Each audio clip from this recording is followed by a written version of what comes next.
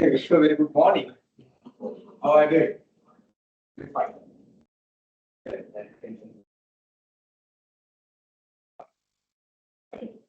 Yeah, so many students, right there. No idea. All of the morning, I'm back to the education. Okay. The question is, yeah, will come out of the picture as well as sent across. But I encourage them to come on time as well as take participation. Remember, package-based data and subject is an applied something. You have to do it. You have to get the knowledge and you have to apply it. Unless you won't get. How can you learn cycling by reading a book? Then can you read a book and start swimming it? No, you can't. Those are applied skills. Likewise, doing experiences, doing package-based data analytics is also an applied skill. So you have to do it, but at least you have to do it a little bit of you, and then you can go and repeat that by your own. Right? Both things are fine. And people need more power source these that's actually data. But they got to see, I don't think they got to work and see more details, right? Right. Right. So welcome all of you, and today we'll be continuing what's the analysis that we started last week? Descriptive analysis, descriptive statistics. So that's what we understood. And why do we do descriptive statistics? So you do all that, that's why we are doing it. Moment we enter a like what's the main why we do it? To understand, to describe and understand. So you might have collected a sample and now you want to understand. That's what you do. Okay. Then I told you that there are different methods that you can look at. But before we come to the methods, I told you that you have to understand there are two types of data. What are the two types of data?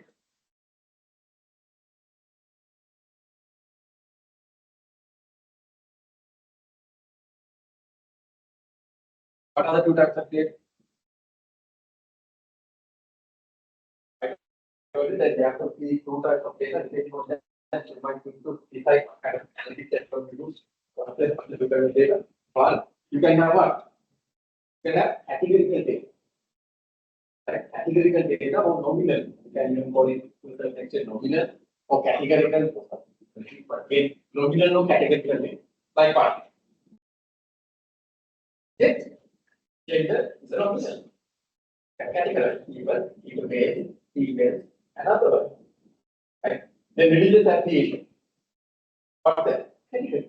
That's also we can categorize people, isn't it? So different categories we can put into categories and we can categorize. So that's what we call categories. Right? Then the other type of data is continuous data. What's continuous data? Between 2 points, it can take any value. Let's take sales value of a company. Now between let's say 1 million and 10 million, it can take any decimals. You can express those continuous data in decimals. Now gender we can code it as 1 and 2, but can we have 1.25? No, it doesn't make sense. Right? There's nothing more 1.25. Right? So they have to be 1. They want 1. Right. So 21st data is something different. So I told you, if you want to analyze nominal data, categorical data, the first type, what's the analysis that you perform? The notes, don't worry. It's not an exam. I'm just reminding you what we covered up to now, and then I'm going to teach today's lecture. And then you are going to go to correlation analysis, regression analysis, likewise there are several analyses that you have to discuss. Very interesting and very practical again.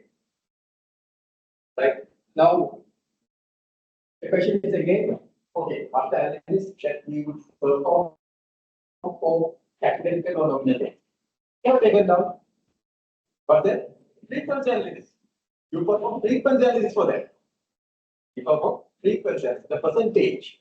You take the numbers and the percentage. Okay, male is 50%, female is 50%.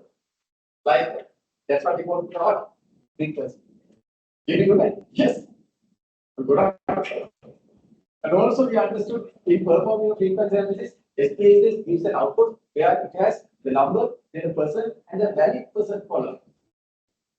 What's the difference between person and valid person column? It's okay. In valid person, it doesn't take into consideration missing data, while in person column, it also gives a percentage for what? Missing data. And we stop from there, and then we start the part. Other type of data. Continuous data. I told you when it comes to continuous data, you can calculate what? Three things. Right? Four things. What are those? Measures of central tendency, measures of dispersion, and measures of distribution.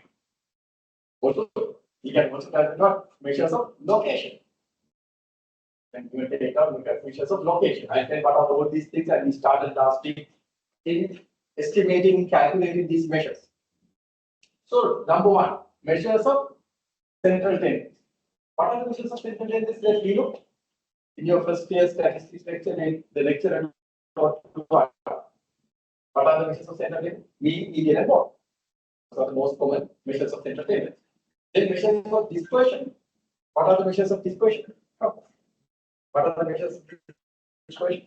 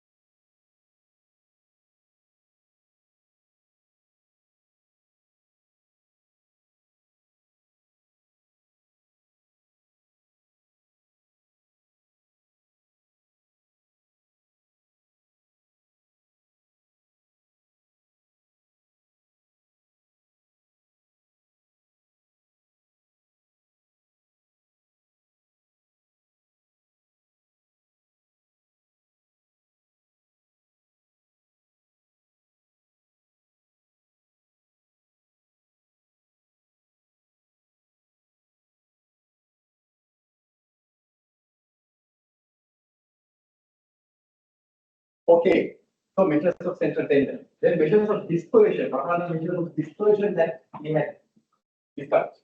Measures of dispersion. Yes, minimum, maximum range, and then what? The standard deviation, variance, as well as the part range, which we call it as what? IQR. Did we discuss that? Yes, indeed. Last week we discussed how do we calculate the IQR in the part range. That's right. And then the third one is what? Measures of distribution. What did we discuss? We discussed two measures. What are those? Skewness and kurtosis.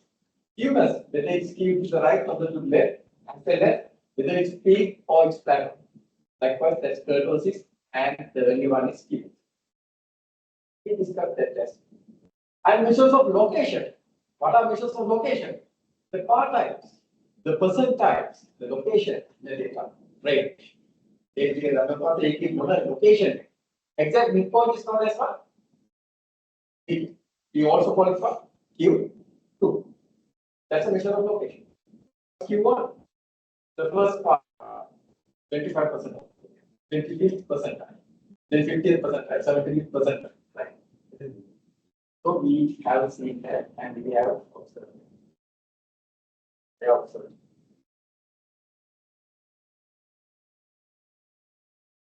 So those are measures of. Then I told you that to calculate these measures of central tendency, dispersion, distribution, and location, there are how many methods? Three methods. Method number one. What was method number one? Look at your notes and tell me what's method number one. Use what? Analyze. Descriptive statistics. Descriptive.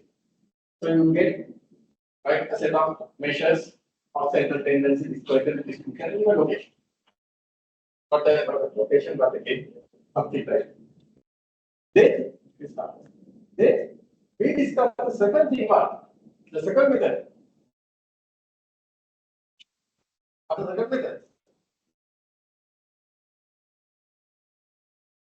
Analyze distribution statistics, then frequency. Right? There you understood. We use that same thing for the first type of data as well, statistical data or nominal data. But here we are using statistics tab to enter into those measures of sector changes in dispersion, distribution, and location. And we understood that there is one statistic that was not there in the first category. One main statistic not there. Mode. Remember, mode only could be computed only using what could be only computed with what? The second.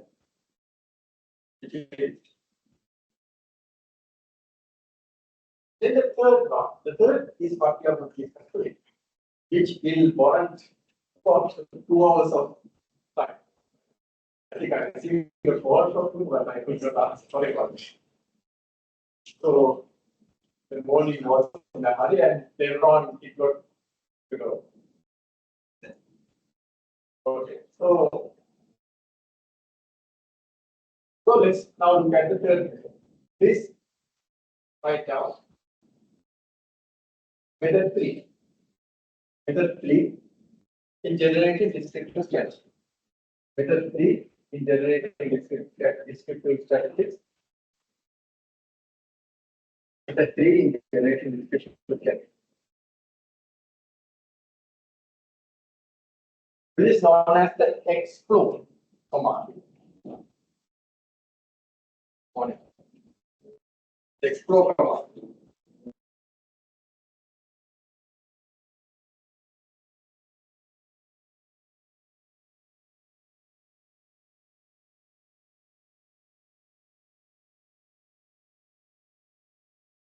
So this is method 3.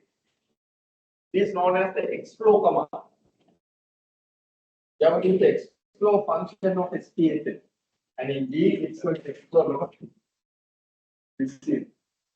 Right. Now let's see what is explore command and how to utilize this command for SPSS under the SPSS. Right. So what it says is, now in the data set that you open, why not you explore the age variable? Only one variable. Of course, you can take about 5 or 6 variables, there's no problem. But this is again for continuous data. This is again for continuous data. So I'm under the category number 2. Category number 2 is continuous data. I told you that you can use descriptive statistics, right? And do that measures of center tendency, dispersion, and distribution. So you calculate this those 3 or 4 types of measures. In fact, you can use different methods. Method 1, method 2, and method 3. Now we have method number. Always you have to understand where we are. But you will get it. Right? Method 3 is again going to use without a great deal of descriptive statistics for continuous variable. This is again for continuous.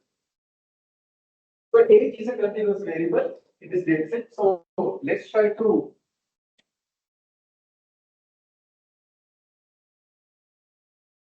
compute that. So for that, let's again use this particular file, survey for ED file, session 2, survey for ED file. If you have not already downloaded, go to the LMS and please download. Survey for ED file. And go ahead. First download it and you can survey for ED file. Very good. Very good. Extra back. Yes.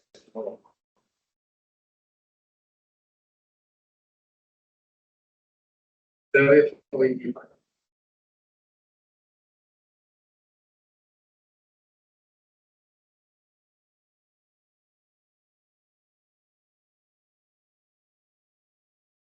Session 2, survey for ED. Please open. If you have installed spaces already, and the thing is that you have just double click and open it in at the door.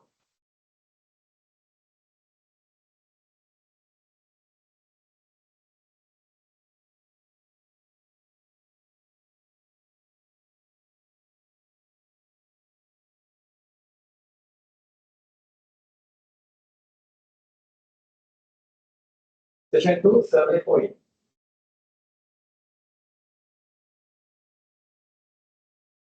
Please double click and open it. So you can go and download it from your website, your LMS, right? Download it. So I'm going to open that.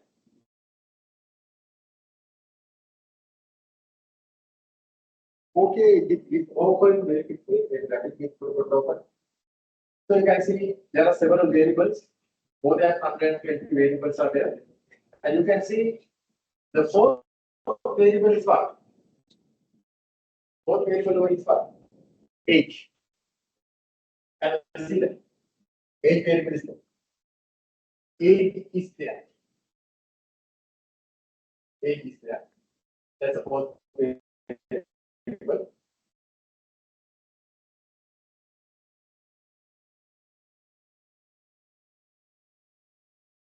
That's the fourth variable.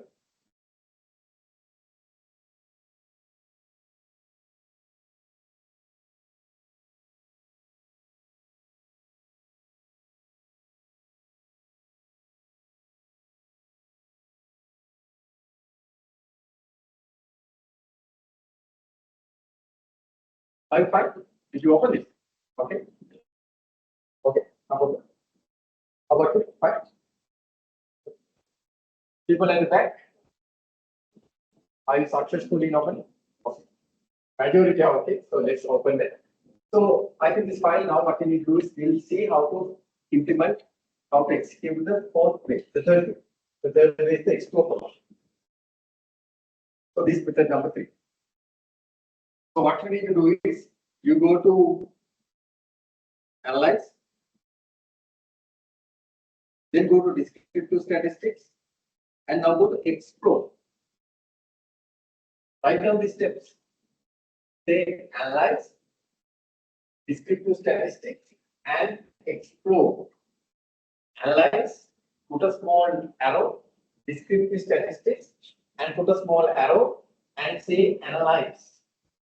Analyze. Right? Analyze descriptive and then say explore. Analyze descriptive statistics, explore.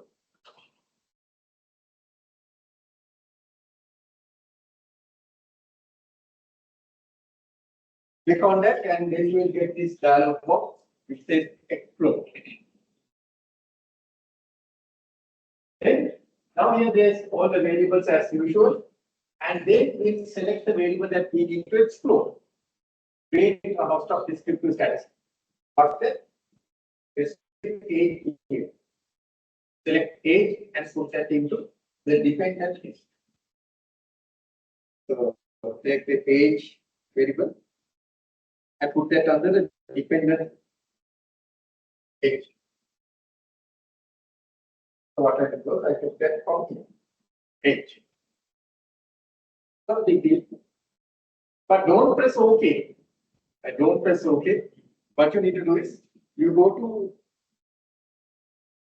statistics now. Go to the statistics tab. Go to the statistics tab.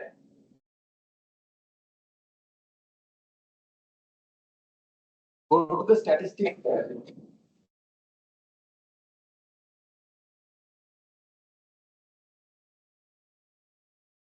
Go to the statistics tab and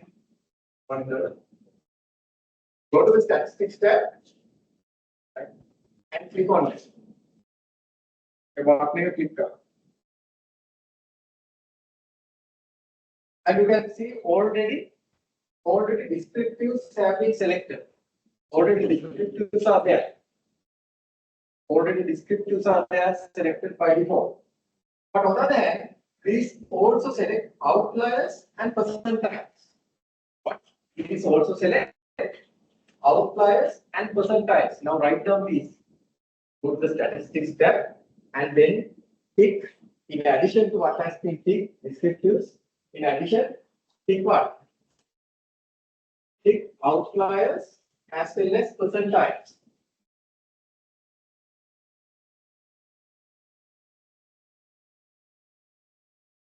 Outliers and percentiles. Pick these outliers and percentiles. Select these two as well, outliers and percentiles. Then press continue. Now I'll teach what are these things. Once the output comes, I'll tell what are outliers. And also we will see what Malcolm Gladwell told about outliers. Something completely different from here. But it is right. Outlier. So then descriptives, then outliers and percentiles. Right now these three are selected. In fact, descriptives were already selected, and what is selected was outliers and percentiles. And you will press continue. Then you can go to plots. The next option, plots. Go to the next option, plots. And then you can select histogram. Please select histogram. There are other ways to draw histogram as well, but this also you can draw it from here. Histogram. And also select normality plots with tests. Normality plot with tests. I teach all these things to you, right? That's what I told you. I'm going to reserve it to a morning session, a separate session like today, because it's cost of analysis that you get. So please select histogram already selected, factor levels and other things, can and D things there. You'll see what are these things. Then select normally plot with test. Normally plot with test. Under the explore, we make a plots. So histogram and now plot with test should be set. And this is how by default that are. Then please press continue. Again, to tell you what we did, we went to the explore command. Today we are exploring the explore command. Analyze, descriptive statistics, explore. And then we selected under the dependent list one variable. That's A.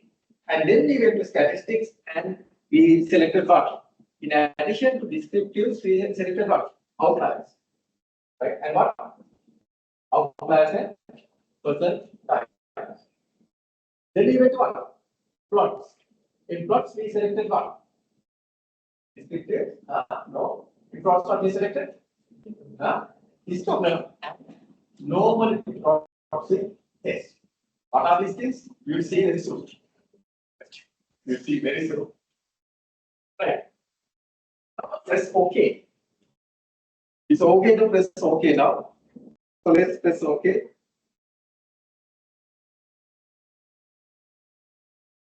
Oh my God. There are several tables that had come. Now let's take one by one and try to answer. Now, you can see several statistics has been generated and put into this table. Let me see one. The first table you can see here the mean value is again roughly shown under method 1 and method 2. There is a 0.44. Then we have 5% trim mean. What do you mean by 5% trim mean?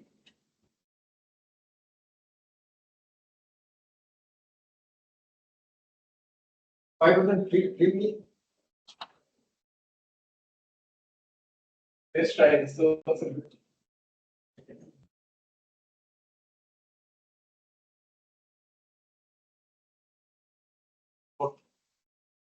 5% trim.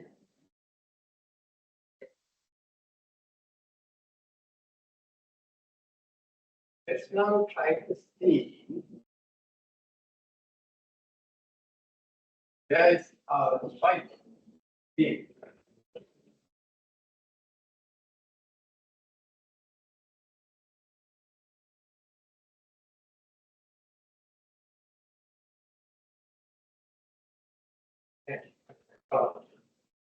whiteboard pen and paper. So let's use the pen.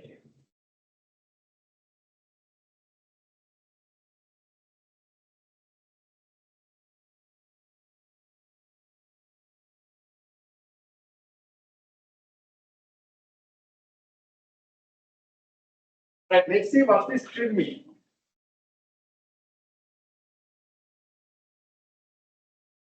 This string means. Now, if you look at this one, this is the data set. In this data set, you have the minimum is 18, the maximum is 82.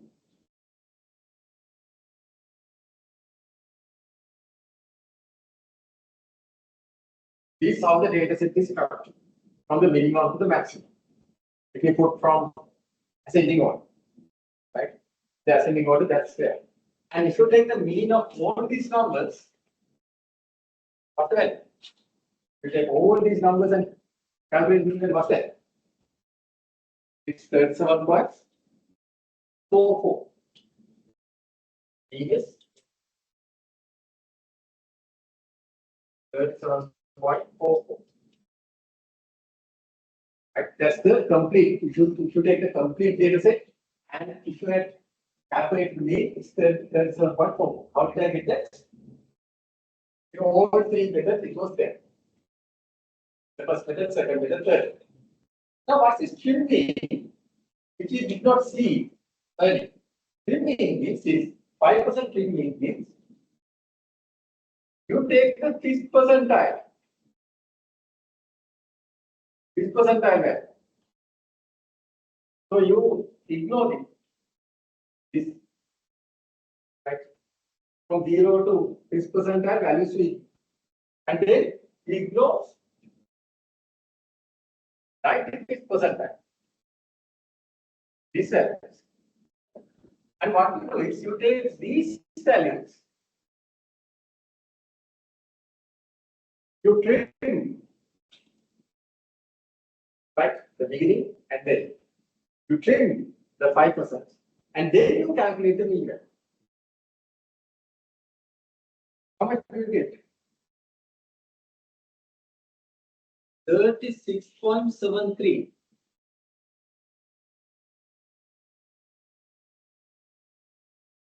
B. 36.7. You take off the ends. Why? Ends contain extreme values. Ends could contain extremely small values or extremely large values. So you take off and you get this mean value 36.73. What can we say? What can we say about this? About the data? Does the data contain extreme values? Looking at these two mean values, does the what data set contain extreme values? No. Right? Because almost it's same. Almost it's same. 36.7. So the mean for the total data set is 37, and the mean value for the trim mean is 36.73. So it seems there are no extreme values. No outliers at least. So that's what we call trim mean. That means you treat this set. Area can you get only this set.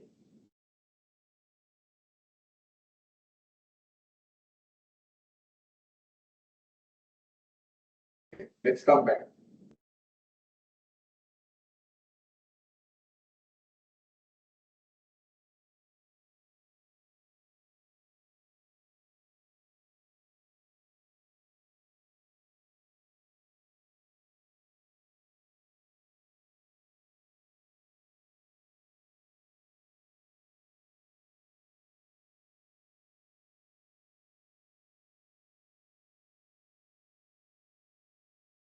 Okay. So now you know what's the mean value 37.44 and the Fringe mean is 36.73. And what's the median value?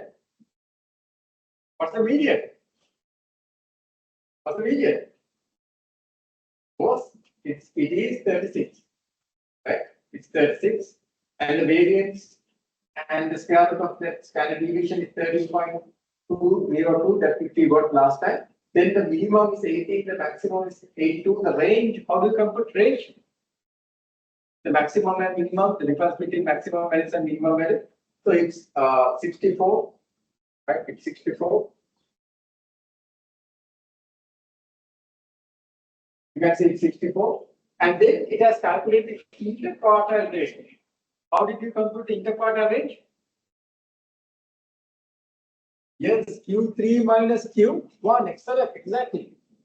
The Q3 value minus the third quartile minus the first part. That's how much here? It's 21. It's 21 only, as you can see. And we can also calculate that, I'll show you. So you can see. Good.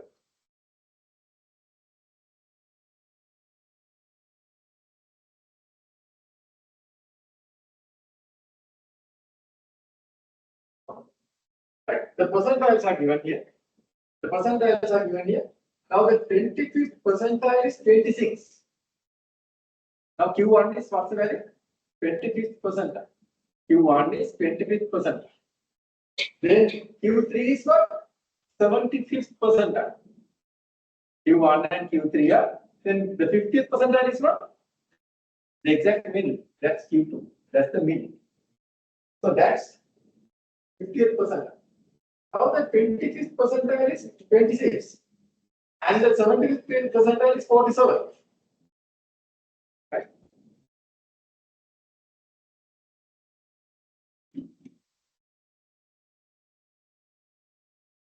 Open. Keep it hard luck. If I have got something higher. Fortunately, I got a pay. Higher. There's something in my hand. Right. So this is 80. This is 82. What's the exact middle value? Exact middle value is 36. Q1, Q2, Q3. Then what's the Q1 value? Q1 value is 26.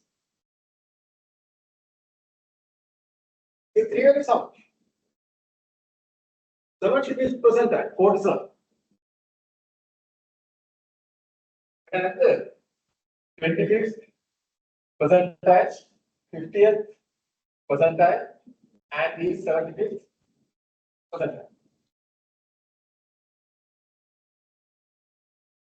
Then interquartile range for IQR.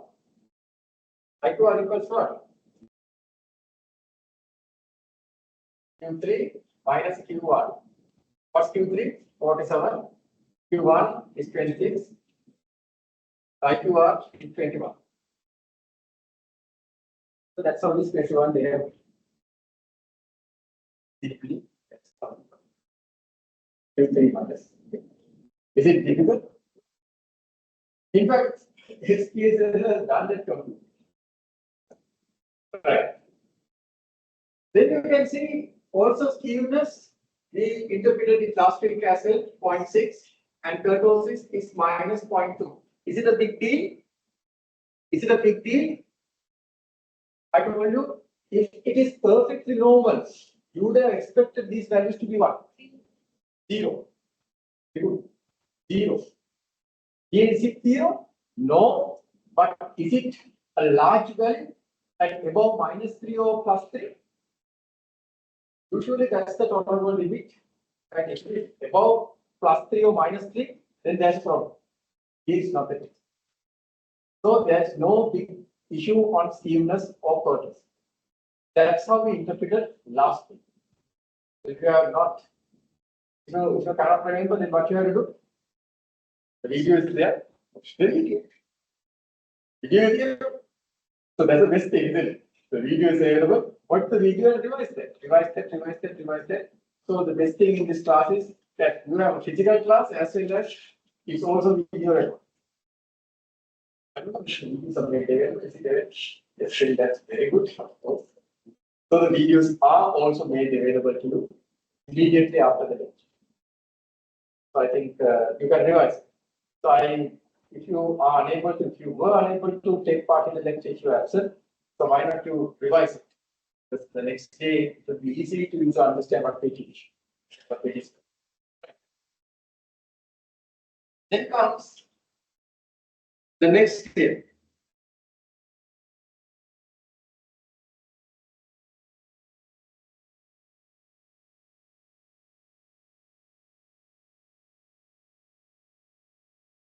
The next table you can see here, it's a simple table. It says the extreme value, the highest and the lowest value in the data set. Extreme value is data set එකේ ලොකුම සහ පොඩිම භාගය. The data set has the largest and what's the smallest? What are the smallest values? Here you can see what are the smallest values. The smallest values, the observation number is given, the case number is the observation number. So these numbers are the smallest. 18. These are the 18. Then the largest number is how much? The highest number is how much? 82. 82. The lowest and the highest number. So 82 is there. So that's what it says. So if you want to go and check that, you can go to the 295th case. Go to the data set and check the 295th case. Then go to the data set. Go to the 295th case.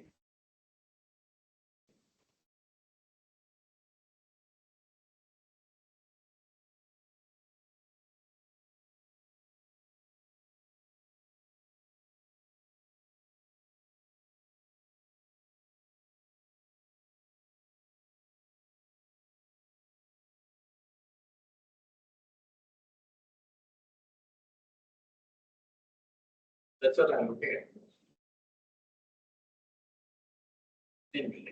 Idea in the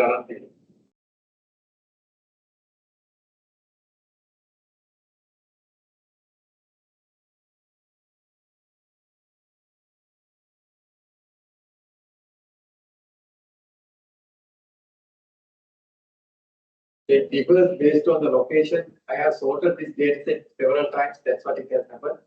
So you can see here is the first case in this case. You can see 82 in my case is the first case. In your one, it might be different. Why here? 190.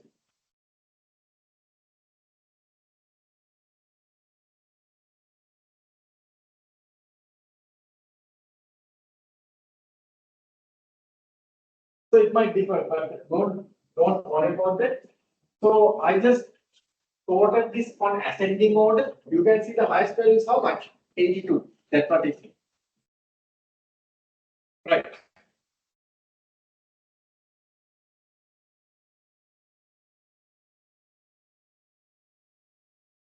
Let's go back to the output.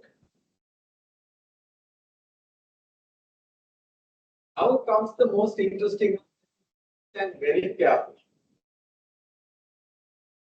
Now look at the before the next table, test of normal table, I am going to put the histogram just to show you.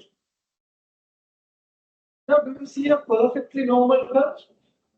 No, it's not perfectly normal. But is it very abnormal? No, it's not very abnormal as well.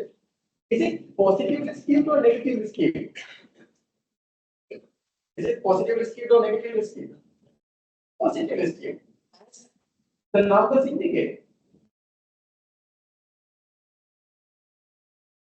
As the numbers indicated, you can see here. Here the skewness is what? Skewness is positive. Point. It's not a large amount, but again 0.06. Kurtosis, negative kurtosis. That means what? It's plateaued a little. Right? You can see that.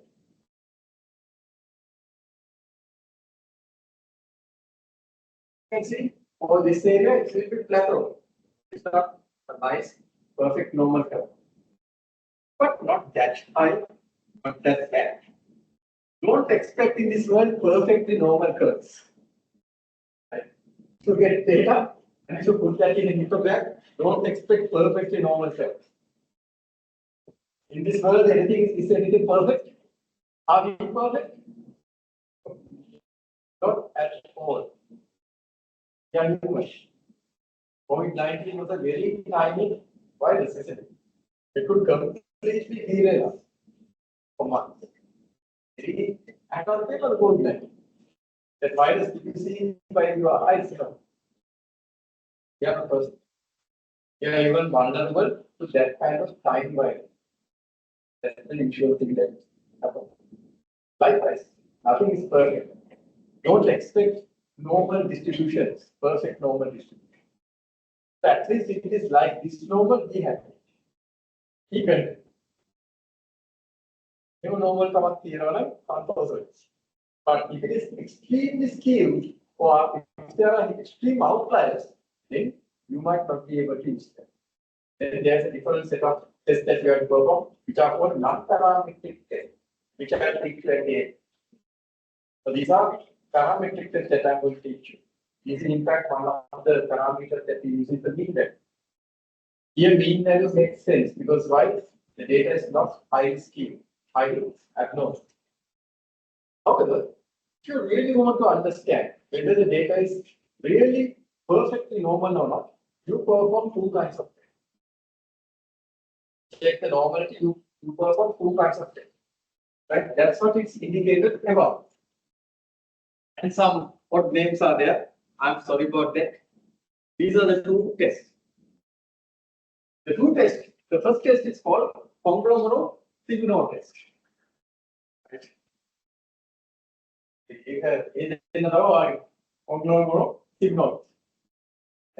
So therefore, please take down a small note. Test of normality. Test of normal. Test of normal. Right? Test of normal. Test of normal. Test of normal.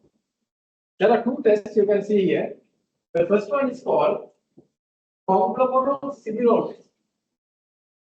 Whether I can use the magnifier. Whether magnifier is currently the target connection, other question. Oh, much better. I can add two of the programs.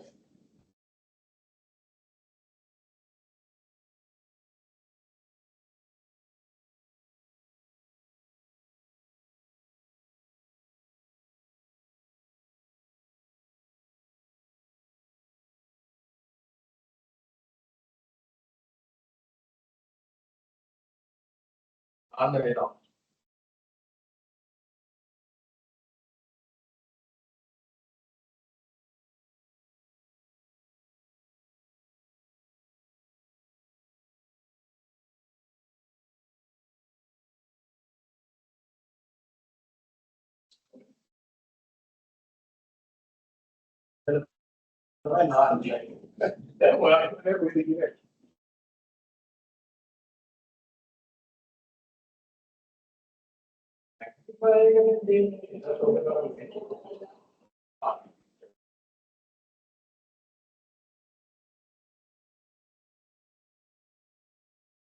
It's a 25.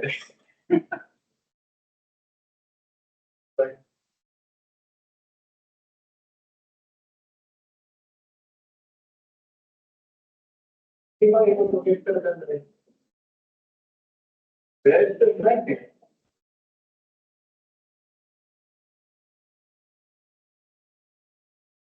Right.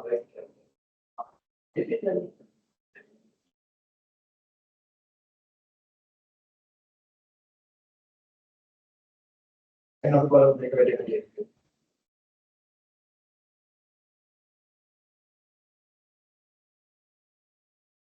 so then I take about. Okay.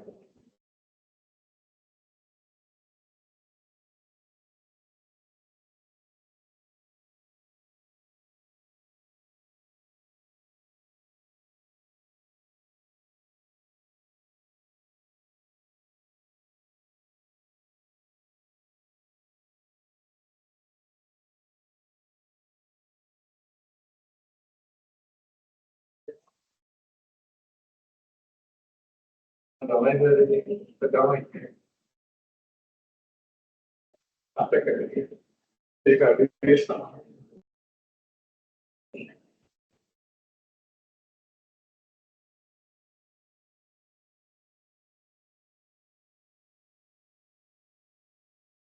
a risk.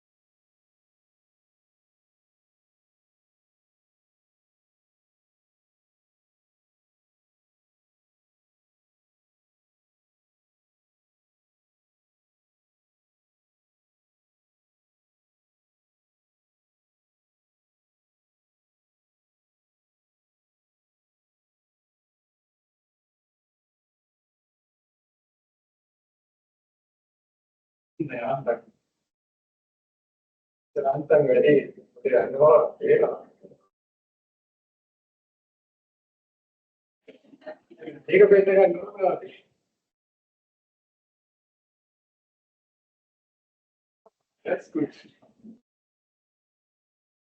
You can see these are the two tests. Test number one, Pomplomoro test. Please write down Pomplomoro test.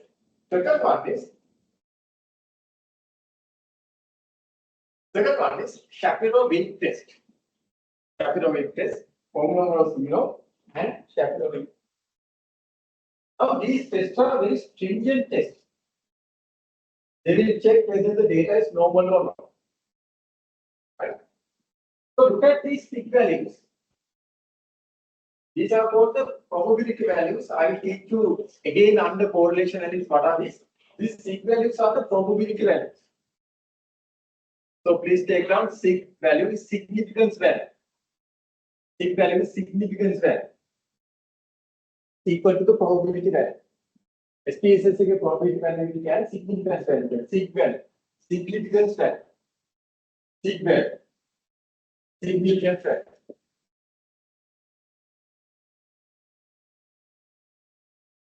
Here you can see, this is the rule. If this sig value, right, you can take down the next note. If the sig value or significance value, if the sig value, significance value, so you can even call it the probability value, the probability value, the sig value, in brackets probability value or significance value is less than 0.05, is less than 0.05, is less than 0.05. We reject that. We reject that. The data is known. The data is known. But the sig value is less than 0.05. What to do? You reject that the data is known. Right? Understood? Keep that in mind. You will understand why that in the next session I teach you why we reject it. Why we look at the sig value and why we look at a less than value than 0.05. I teach you that in the next session. That's the correlation. But for the time, just remember, if the sig value is less than 0.05, reject that it is known. So if it is less than 0.05, it says what? The data is abnormal. Not normal, abnormal. Now tell me, by looking at these values, what's the sig value? Under Colombo test, the sig value is how much? 0.00000 something very small is there. Is 0.000 less than 0.05? Asking at the accounting student. Is it less than 0.05? Yes. So what's the conclusion under that test? Data is not known. Data is abnormal. The data does not follow a normal. That's what it is. On the other hand, under Shapiro-Wilk test, what's the sig value? Under Shapiro-Wilk test, what's the sig value? These are alternative tests. What's the sig value? It's again 0.0000 something is there. right? A very tiny value is there. Let's say it has started from 0.00. It has given a kind of a round of value. Again, is that less than 0.05? Yes. Also less than 0.05. So again, what's your conclusion? The data is no. The data is not no. You have to reject normality if these values are less than 0.05. I'll tell what is 0.05 just after the next lecture. Just give me the next lecture. Itself is out. But just for the time being, understand if the signal or the probability value or the significance value is less than 0.05, you reject that the data is no. So both tests indicate the same thing. What's that? Both tests indicate the same thing. What's that? The data is not no. So please take down. Since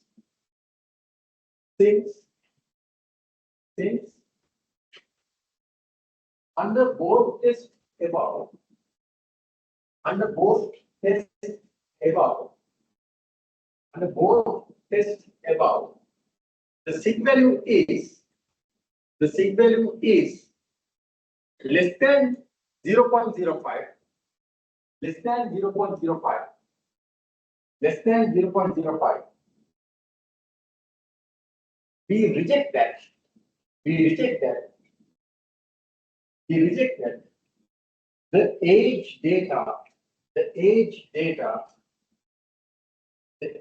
data has a normal distribution. The age data has a normal distribution. The age data has a normal distribution. The age data has a normal distribution. Is it understood? The other way you can say that no, data is not normal. But however, what you have to understand is these are two very stringent tests. Are very, very stringent tests, very strict tests. It has to be very normal to say it's that. No. If not, it will say it's that.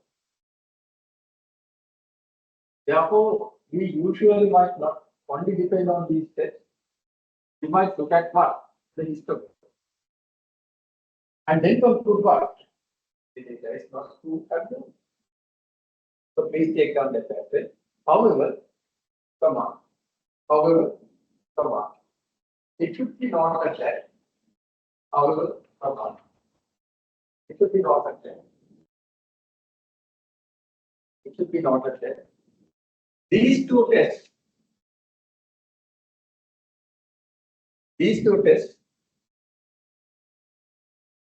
are very stringent tests. Are very stringent tests.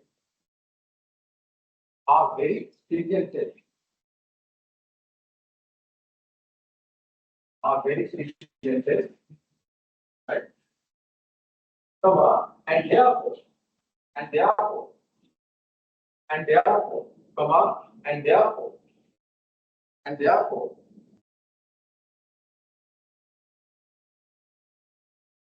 it is better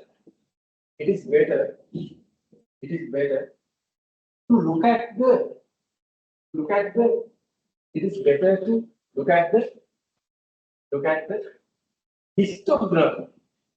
histogram and decide.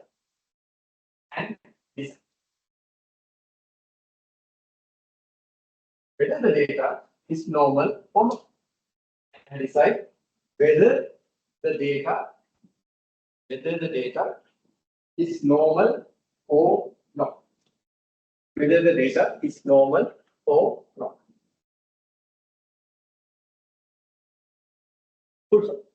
Accordingly,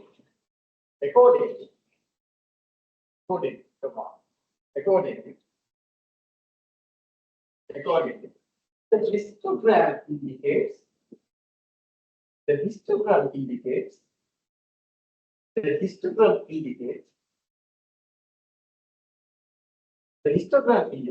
a quite normal distribution. The histogram indicates a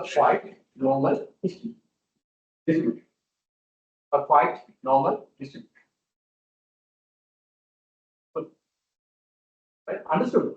So therefore, don't always try to depend, okay, the data is not normal and abnormal like that, don't try to reject it. Look at what? The histogram. And make the decision happen. So I don't think it's you will see at this end of the series, I'll teach you parametric and non-parametric tests, and you will see that in those tests, I'll show you highly skewed data. That means that's not wrong. Right? Then you might use some other tests, that's correct. But here, I don't think the age is completely abnormal, and we can report that as abnormal. Because normally the histogram indicates that.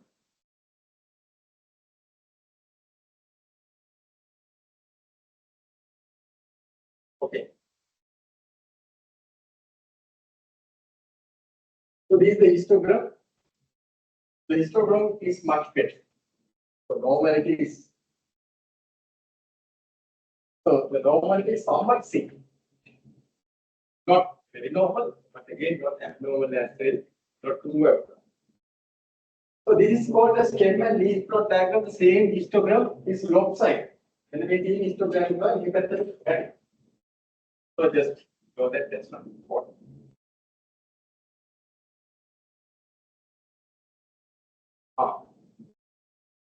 There are two diagrams also it draws on normality. One is called the QQ plot diagram, right? As well as it you have the detrended normal QQ plot diagram. Again, what it says is whether the data is normal or not. So you can see here.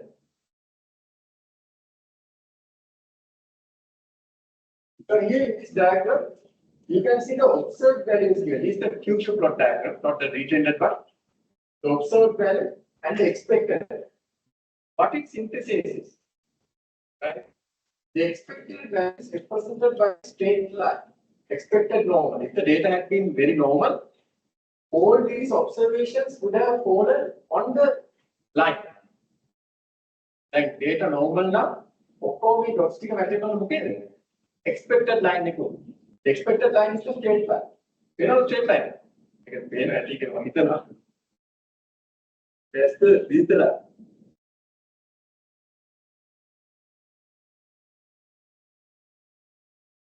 To expect the straight line in the Finland, if the data had been normal, all these dots, now these are the observed values. Are the observed values falling exactly on that line? No. That's light deviation. That we saw in the histogram. That we saw in the Shafiqovich and the Komnomorov test. Again, this shows what again? The data is not normal. And the same thing is indicated in the diagrams out here. You can see here. Now, would this is the detrended QQ plot? If these dots had concentrate on this zero line, the baseline, then we could have called it normal. But you can see there are dots up here, up there as well. Again, data is not normal. Then come to the last diagram, which is a very important diagram. Someone tell me what to call this diagram? What are the diagram of the now? Again, these are taught in your first year.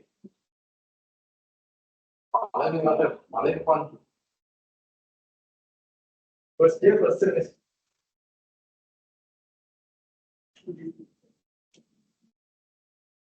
First year, what is the thing we say? Something like it in the name. What is so? The scholar. The idea. What is that? Yes, I'm getting the answer. Okay. But that's all. That's called box plot diagram. And you can get it is the answer. So this is called the box plot diagram.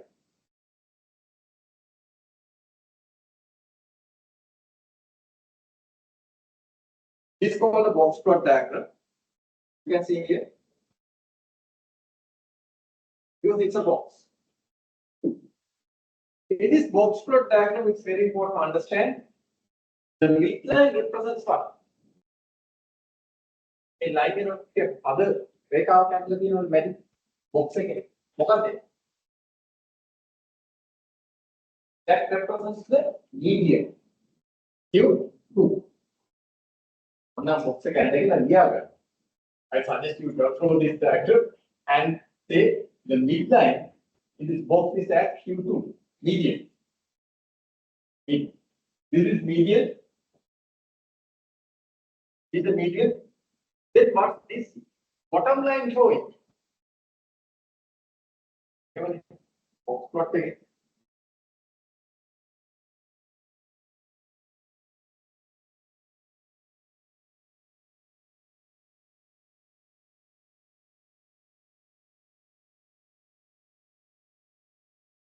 Box plot.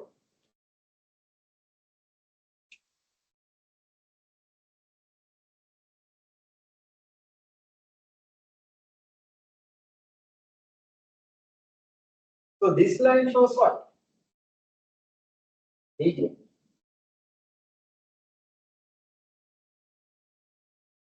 Then this is Q2. Q2 is the median. That line represents Q2. Then this line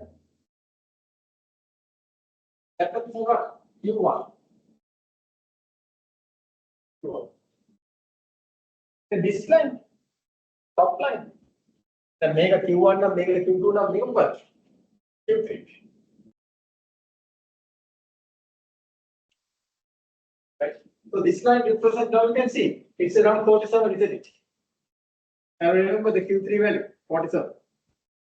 Then Q1 value was how much? It was around 26.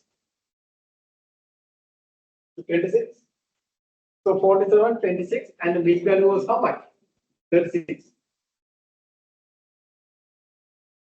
Then what is has drawn it as one student shown at the back? After you have Q1, Q2, and Q3, you have the whiskers. Whiskers, or the whiskers period. Who's on the number? Can you know?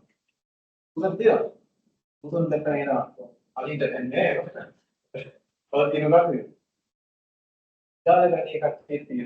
They are whiskers. The mindset that's like whiskers. So you can see two whiskers are drawn.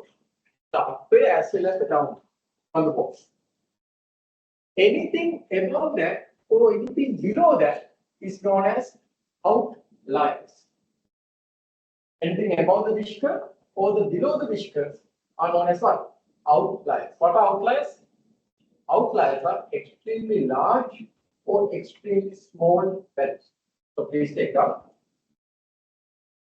The box plot diagram indicates. The box plot diagram indicates. The box plot diagram indicates. The box plot diagram indicates. The box plot diagram indicates outliers. Outliers. Box plot diagram indicates outliers. Outliers. Outliers. Outliers are, full stop, and say outliers are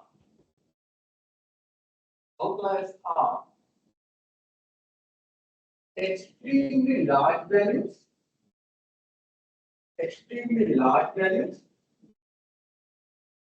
or extremely small values, extremely large values or extremely small values, extremely large values or extremely small values.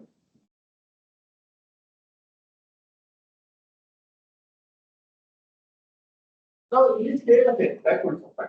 And in this case, is there an extremely large value, extremely small value? Yes, the percent 80. 82. So the observation number 292, that's the 82, right? That's the 8 of 82. You go to the observation according to the 295th observation, you will see that 82 is the extreme larger. And you can, okay, that was the largest value. That was the largest value. 296 observation. Okay. Here there are no extremely low values, no minus values. You can have age minus. But shall we test that? You don't need to do that. Shall we put a minus value and see whether it could be indicated in the post plot?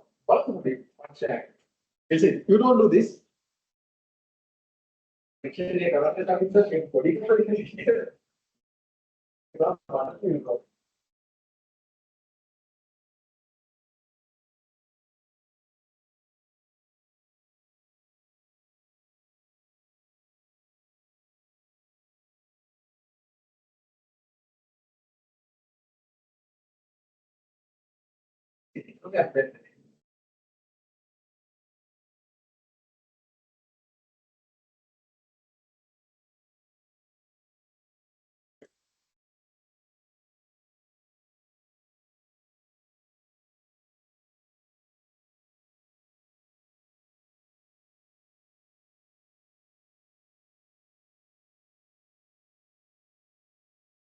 Okay.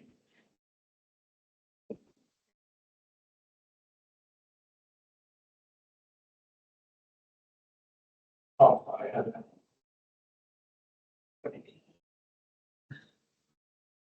ඒක තමයි වැඩි. ඒක දෙන්නේ upload විදිහට වැඩි කරන්න ඕනේ. So I would like to suggest myself to make this made more user friendly.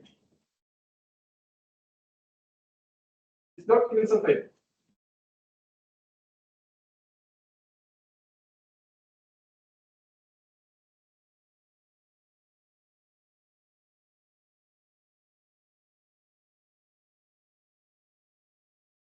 Let's now do a small experiment. The experiment. Now, you don't need to do this. Please don't do this. Right? I'm going to do a small experiment. You don't need to do this. And I'm going to do a small experiment. The experiment is this. I'm going to go to this data set. And yes, here the 296 value.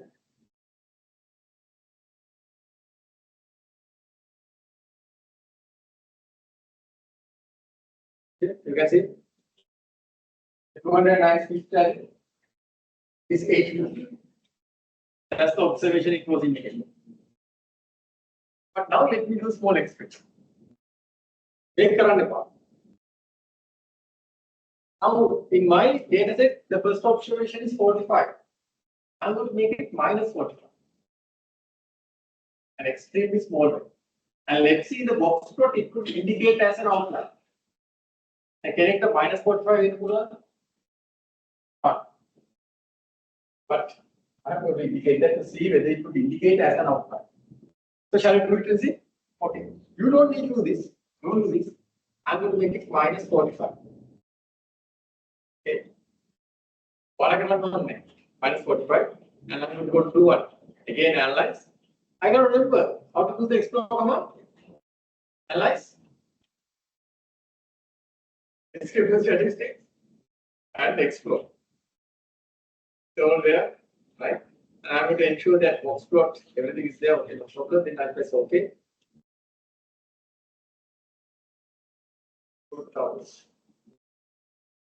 The new output. Okay. Has it identified that 45 is an outlier? Outlier, yes. You can see here, there is number one. For the first observation I changed. So it has okay, number one observation is an outlier. But the fifth observation is an outlier. So likewise, you don't need to do this, but I just demonstrated that the box plot diagram is the best place to see whether your data has outliers. What outliers? Extremely large values or extremely small values. Now, if you take the ROA of listed companies in Sri Lanka, right? Let's say there is a company ROA minus 2,000. Is it an outlier? So Sri Lanka listed company, there's a company which has minus 2,000. Is it an outlier? What's the average ROA for Sri Lanka listed company? How many companies are there in the Colombo Stock Exchange listed at this moment? 300 less now because companies went bankrupt and for some companies delisted themselves. So there are around 290 to 300 companies. What's the average ROI of those companies? Average? Any guesses? It's around 10%. ROI is around 10%. But there's a company, let's say, it's having minus 2,000. A bankrupt company, it is still listed, minus 2,000. Is it an outlier? Yes. While the average is 10%, this has minus 2,000, then it becomes an outlier. Outliers are what? As I told you, I give you a note on that. Outliers are what? Outliers are extremely large or extremely small. In age, if you have minus 45, it's an extremely small value, which cannot be in time. It's an error. But just to demonstrate, I showed you that it's an outlier. So if you want to check outliers, there is one way to do that is that to draw what? A histogram? No. What you need to draw? What diagram? A box plot diagram. So this is the explore command. You can see how many tables we look at. Right. But there's one statistic.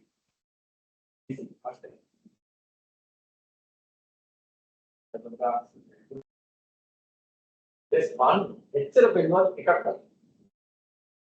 indicating no one or nothing is perfect. No method is perfect. Every method has its shortcomings. Here there's one thing not indicated. It was indicated in one earlier. What?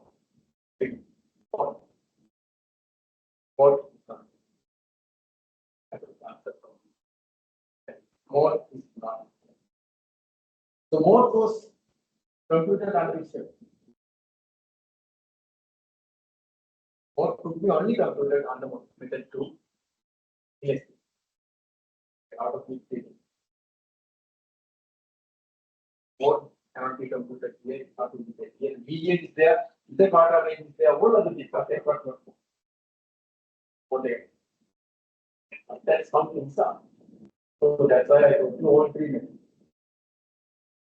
So descriptive statistics, descriptive statistics frequencies, descriptive statistics, then explore. Is it clear? So what is the highest number of statistics? What method? Method 3, which is the explore part. The highest number of statistics are given out there, and you can get a very good idea of the data set or the data or the variable that you are looking at. So let me give you a small exercise. Okay. There's a variable called in this data set as life satisfaction. Life satisfaction. Can you measure life satisfaction? Who on the life satisfaction and measure? Can you measure love? Hatred? Anger? Jealousy? Those are human perception, human emotion. Can you measure it? So as a quantitative researcher, I would say, but then there will be some people who would say absolutely no. How can we measure this? But I would say yes. How? Likert scale. Likert scale. You can have 1 to 5 likerts. Now here, life satisfaction has been measured from 5 to 35 scale. 5 is the least and 35 is the highest. And there is a variable on that. Please go and check that. Where is the variable? Go to the data set. Go to the data set. Same data.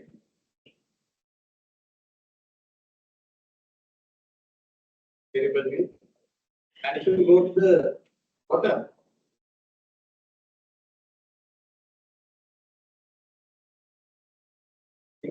and then if you go to the bottom, and if you go to the 124th variable, it says life set. Did you locate that? That's 24th variable, but the life set. Did you locate that? Is it there? Life set again. So that's the life satisfaction variable. It has been measured from 5 to 35. I need to Again, 1 + 5 is 35, y is 5 and minus 35. But for the time being, the minimum value is 5, the maximum value is 35. In the 5 to 35 scale, they have measured life satisfaction. Can you generate descriptive statistics using explore command for this way and then interpret them? When you 5 minutes to do it, and then I ask you to even group the cell, right? So people don't have computers, don't worry, you group and you generate and you describe as per type. So why you to get into group? I can't get group with it, group further. Which will be great. Those who don't have computers can join people who have computers. Or you can do that. And I'll ask each group, I'll ask each group to tell you what are the answers. Okay. What's the mean value of life science? What's the median value? What's the interquartile range? What do you think about the skewness? What do you think about the results? Those things are very helpful. So get into groups and do the analysis and try to interpret this. Now the time is 9:47. Okay, I'll give you 5 minutes. It takes 5 minutes. Get into groups. This one group. Okay. You also can join this group. Then you can join one group.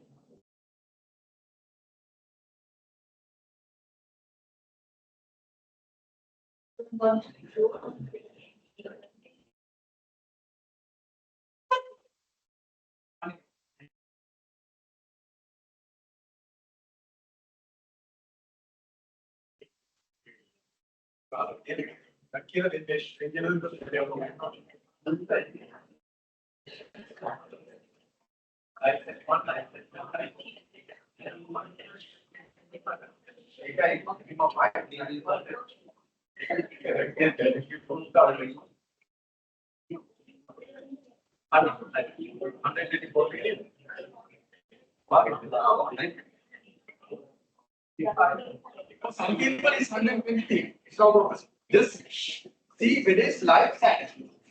Very life science.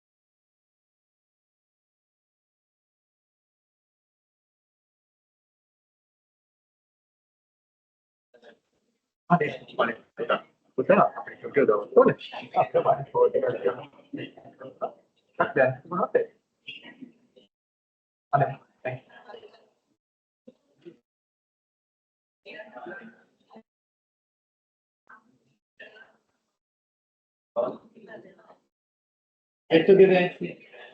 Life satisfaction, distinctive satisfaction. Use the explore command and also somehow confuse the more. What you can confuse and see.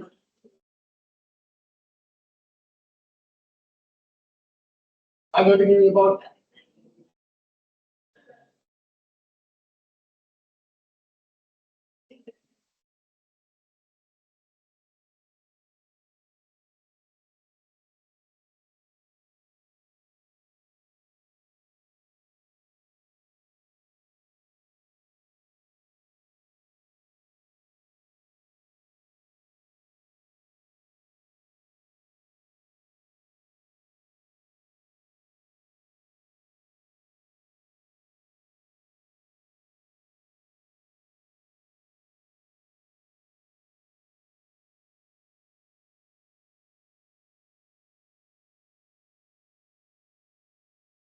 use total life satisfaction, right? Use total life satisfaction as the rate.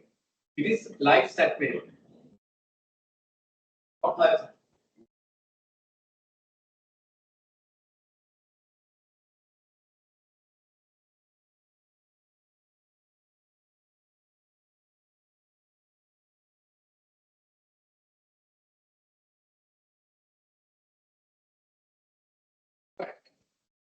Now let's ask one by one group. The group wise let's ask.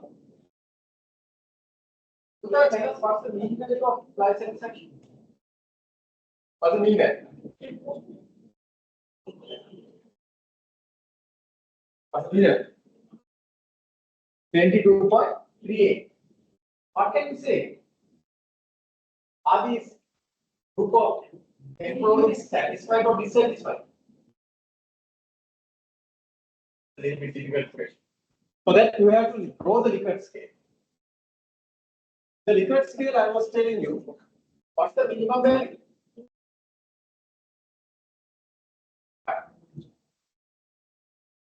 Actually, it is 7 Likert scale, not 1 to 5.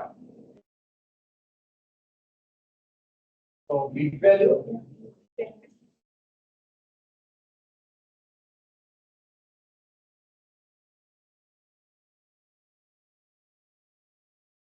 It's 7 Likert scale. Right. So 5 to 35. Not 1 to 5, it's 1 to 7. Now here, big value is how much? What's the big value? 20. That's the big value. Now this is the mean value is how much? Mean value is how much? 22.3. Now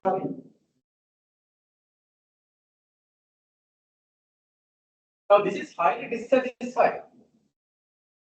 This is neutral. This is highly satisfied. So what's the interpretation? Are these employees highly satisfied? No. Slightly satisfied. Just about the neutral. If you later understand, it's from a 1 to 7 Likert scale, not 1 to 5 Likert scale, it's a 1 to 7 Likert scale. Equal those three scales. Right. Then let's ask another person, another group. What's the median? 23. 23 equal mean. By the way, from this group, what's the mean? What's the mode? Use whether number. What's the mode? 20, 23, 23. You can see. This, that's why we call it measures of central tendency. All are coming to close and what? Mean, median, and mode. Measures of central tendency tends to be the center, middle. Right. Then let's ask.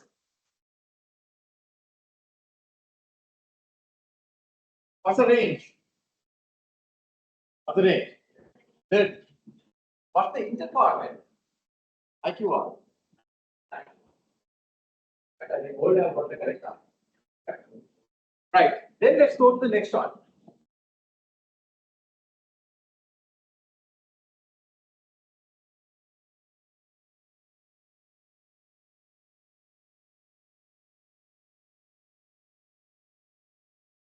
Take 5th percentile. We'll ask again from this group. 25th percentile.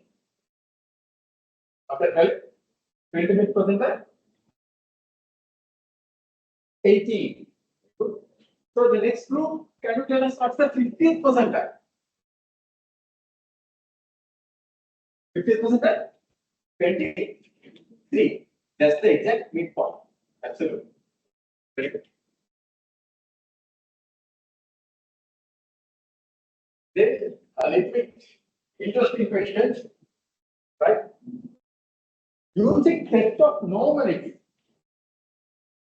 right? Comparable, similar, and Shapiro's test, can you conclude that the data is normal or not?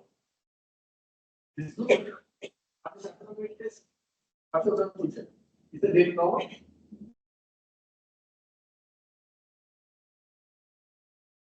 Right. So that's what test. The first test is what? Colombo. Ignore. And the Shapiro's test is the what's the conclusion? Is the data normal?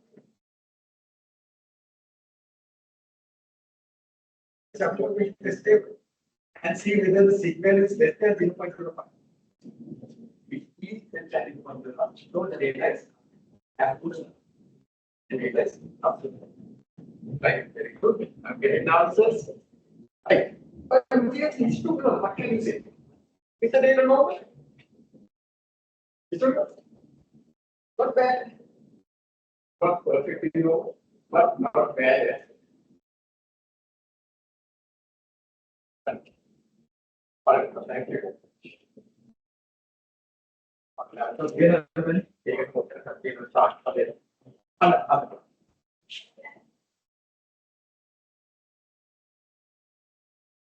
If you want college, or no, I'm going to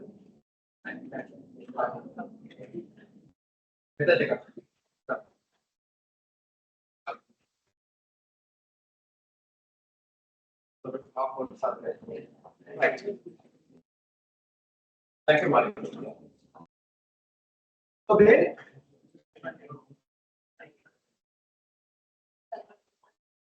By looking at the histogram, it's not bad. It's not highly skewed. There are no significant outliers, so no problem. I don't think that's a big issue. Even these diagrams show that yes, it's not perfectly aligned, but it's almost on the line. And if you look at the detail in the total, there's no that much dispersion.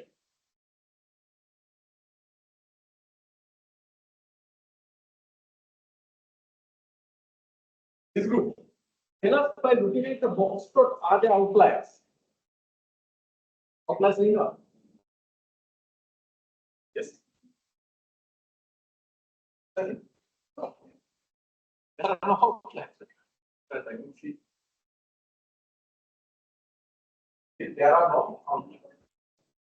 So that is there are no that much of significant outliers.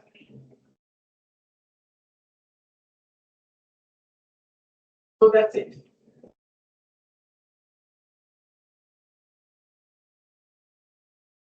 Okay.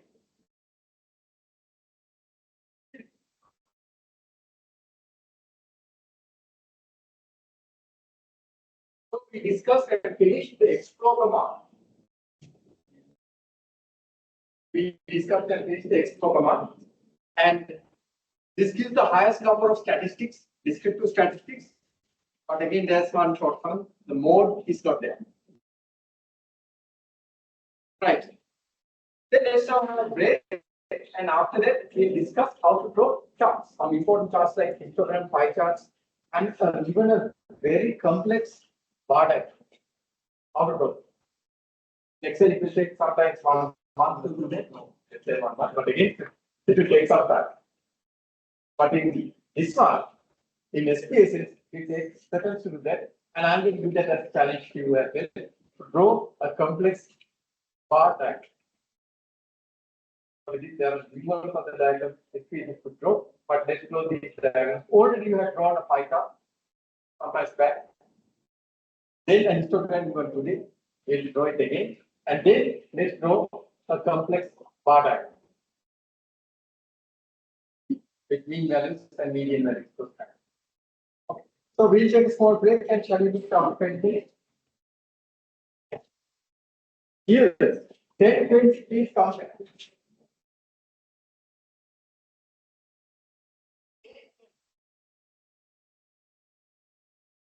Please come back.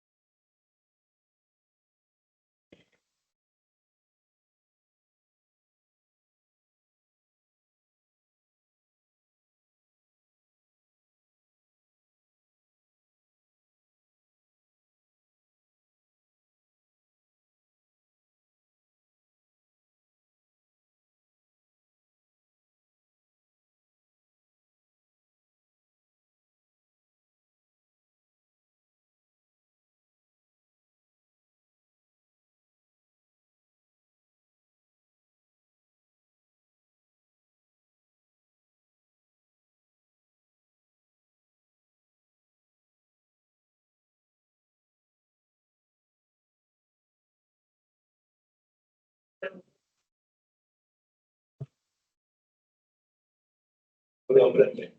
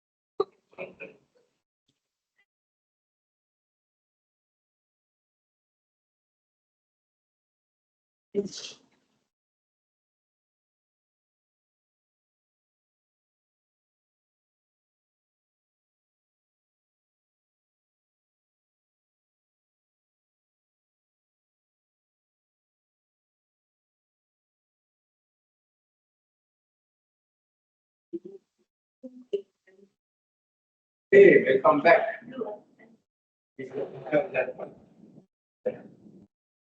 Then people are enjoying their brief vacation.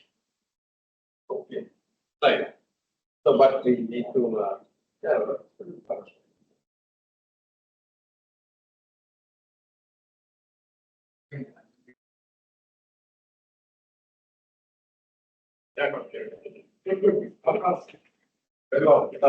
vacation they can enjoy everything.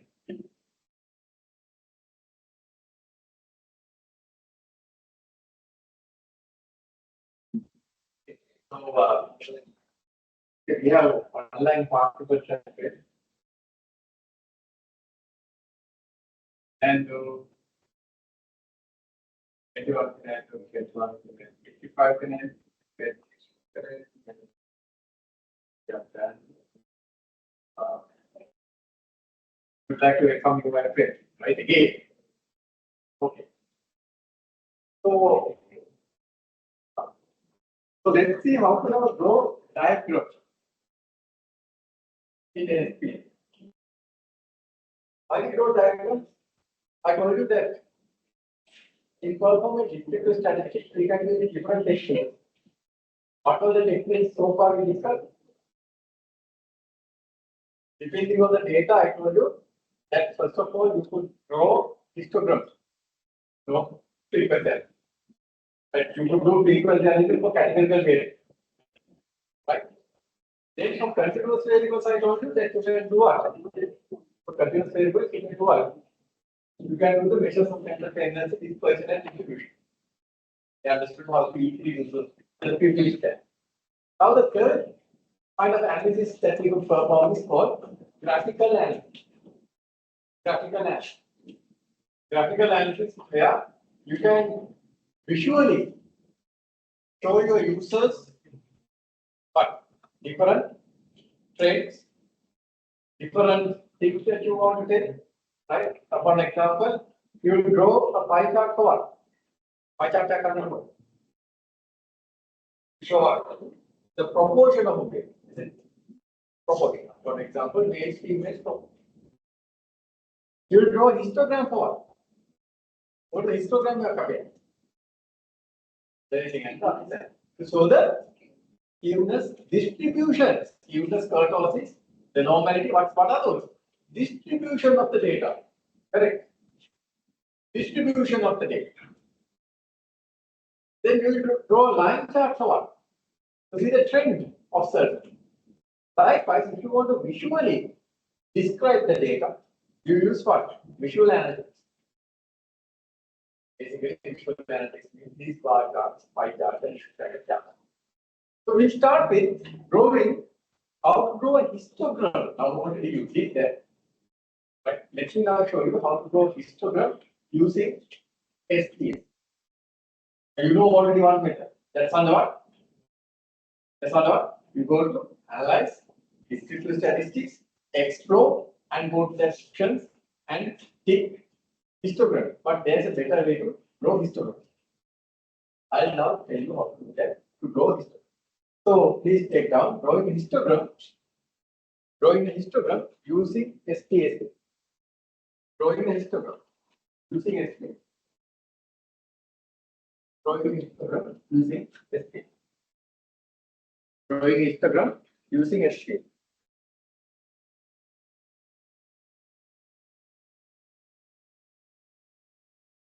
Let's see how to draw histogram using SPSS.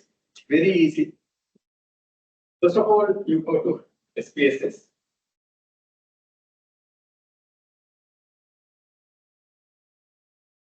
And go to the data set. Yeah, you go to the data set. And now don't go to analyze. This is nothing to do with analyze. This is to do with what? Graph. So now we are going to draw graph. So shall we go to graphs?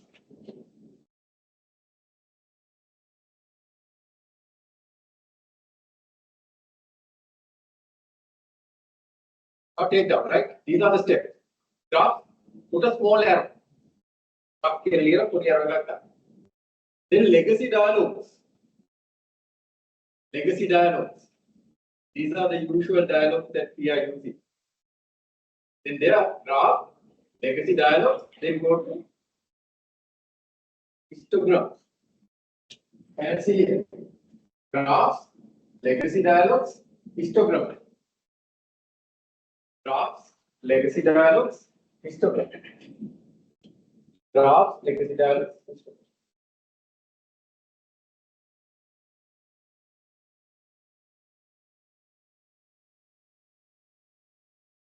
Is it okay? Right.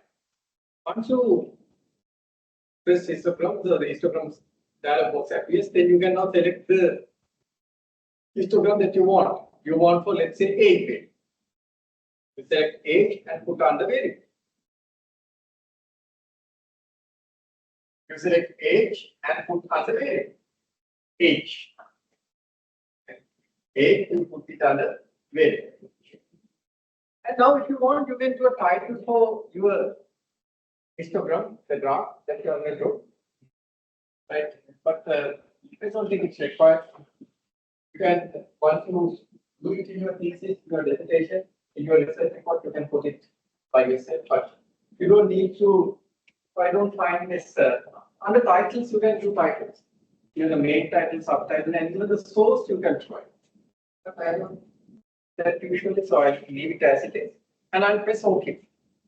That's all. You just put the variable and press OK.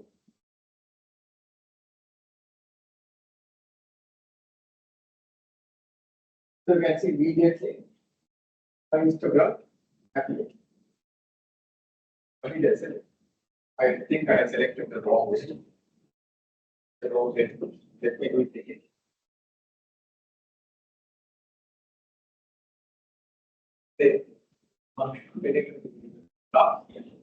Legacy dialog. The histogram. Age. Age. Okay. Interactive dialog.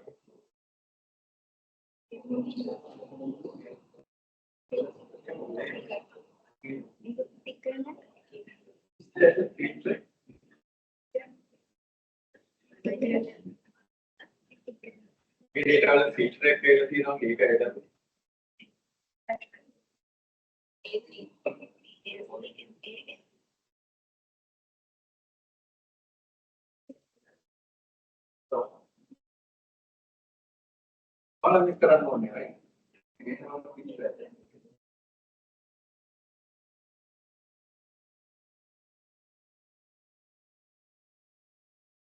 Hello.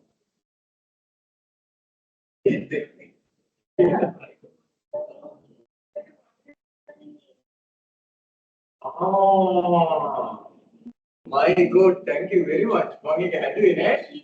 Yeah, there's an outlier. They got a paint net. Very good. You also did very well. Okay, can I do it? That's very good. So outline, it's a mesh angle, but very good. Moving, amazing outline, the age, got descending, got ascending. It is the set out of the data set out. Nowadays, it is a feedback carrying the big. I suppose that's the reason. To graphs, it is the diagram, histogram, and use age.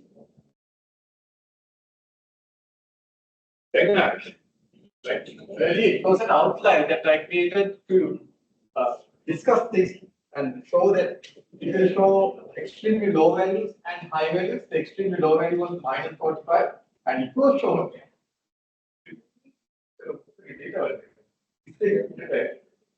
Okay, very good. So that's how you draw a histogram. So you draw a histogram to show what? What's the idea of drawing a histogram? To show the distribution of the data. So what's your final interpretation by looking at this particular histogram? The data normal or abnormal? Quite normal. Shapiro and that other test, Colombo versus not test, will indicate not normal, but those are what? Very strict, religious test. But draw histogram, and you can see it's not abnormal. But earlier, when the outlier was there, how should you see this one?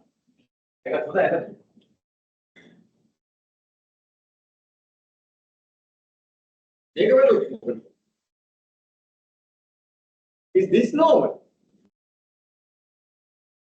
Normal, outlier in a keynote. Minus 45 outlier is there. Right? And I did the histogram. Even I was surprised what's going on. Which you did not get because you did not do that. I asked you not to do that because minus 45 is an error. H cannot be minus 45, but to show you I did that. But now, is this normal? No, it's not. There is a significant outlier. So I tell you what you need to do with outliers later on when I make you scale. There is a process called deeper. You can normalize the doing. So what you can do is simply you can drop the outline. If you have 45 minus 45, you drop that. Dropping is good, but again, what happens if you drop data? Your data set becomes larger or smaller? Small. And after all, we have not that many of listed companies here. And if you are going to drop a lot of listed companies being outliers, then it will impact your analytics. Therefore, sometimes we will do a process called visualization. Don't worry about that. I'll teach you when I teach you about scale. Other practice that I'm going to teach you after this scale. That will take time.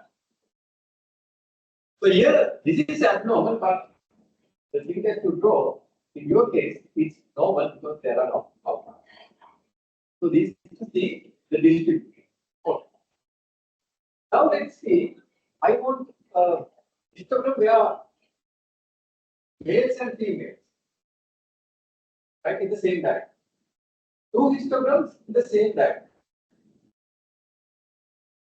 So they are called because I want to see the male distribution of the age as well as female distribution of the age. Age of females and age of males distributions in the same diagram. Juxtapose side by side. Can you do that? Yes.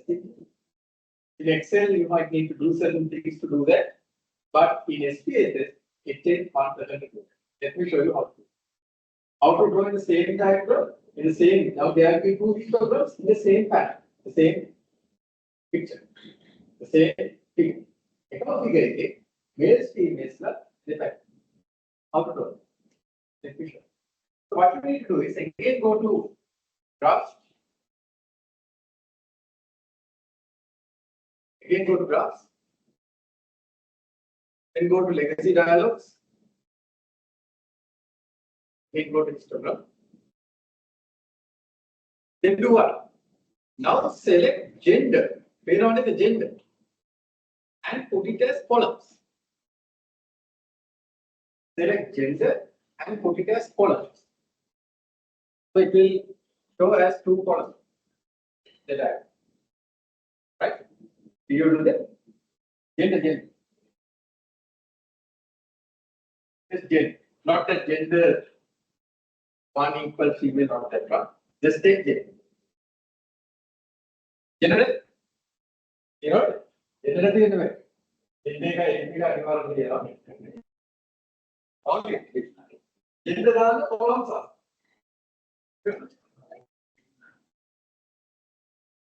Yes, sex. So you want to tell them. No worries. Take a validity of with something else. Just activity. We call the gender. So actually, you have got the original file. I changed it. The correct thing is gender, not sex. Sex is something else.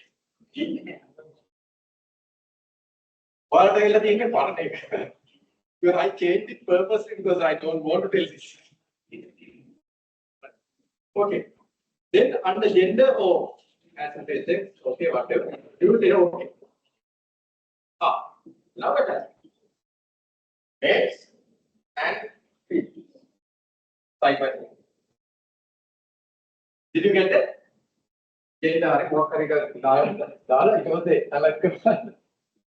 Let's see whether you have got it. Excellent. Yeah. Then the sex water and tea.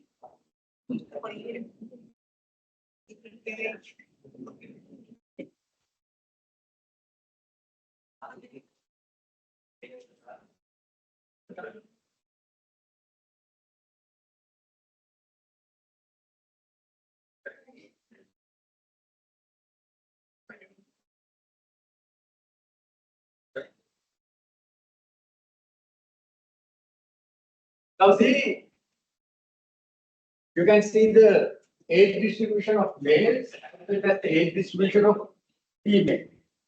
Age distribution of males as well as.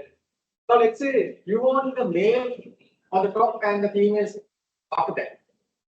Make a side by side diagram. Males, females, side by side diagram. Now let's say you want to have males on the top and females in the bottom. So how to do that? Again, go to graphs. Legacy diagrams. And go to histogram. And now take gender out or sex in your case out. That case take another row again. Or sex as a row. So like Colombo, so it was column side by side. Then you can press OK.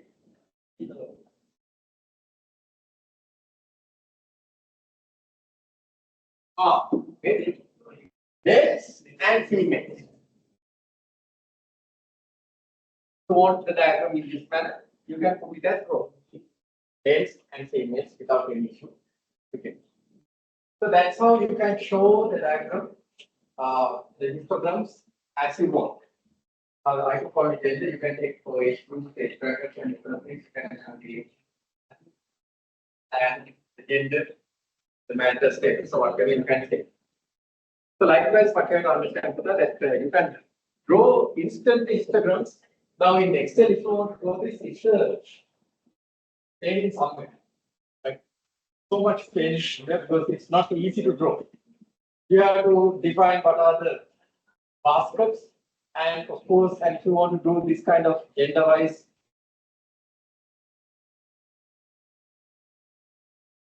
But again, we need to call concept.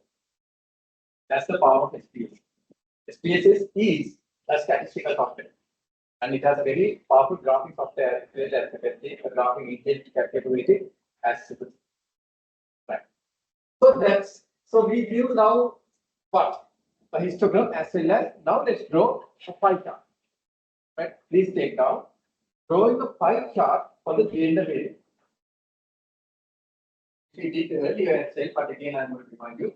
Drawing a pie chart for the gender variable. Drawing a pie chart for the gender variable. Drawing a pie chart for the gender variable. Drawing a pie chart for the gender. Let's see how to draw pie chart using the gender variable. By the way, how many students do we have? Now I think it's settled. Do you have an idea? 16D. 30? My God. 30. The future was okay. From the 15 to 45. Right. We have the same amount of students, then you would have got the lab. Nothing lab. Good. At the bottom, okay. Yeah, I have this point. At the lab, I know it's not the most convenient way to do this like this. Like the page against software.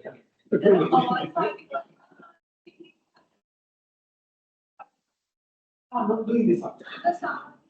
This is how do you do this? No, that's fine.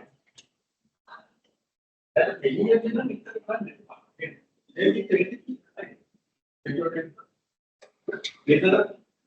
25, then you come inside. I would like that also. At least you can keep your laptop on a day. So maybe we can take a testing. That's it. So refresh your browser. And I think the battery is from both sides can be more. A kind request, like whether we could have a lab environment. Keep our laptop.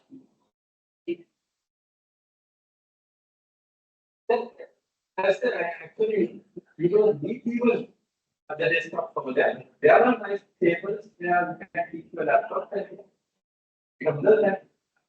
But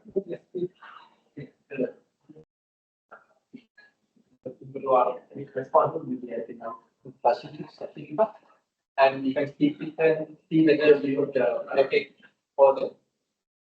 But because I know it's not very convenient to you. Very difficult. Already.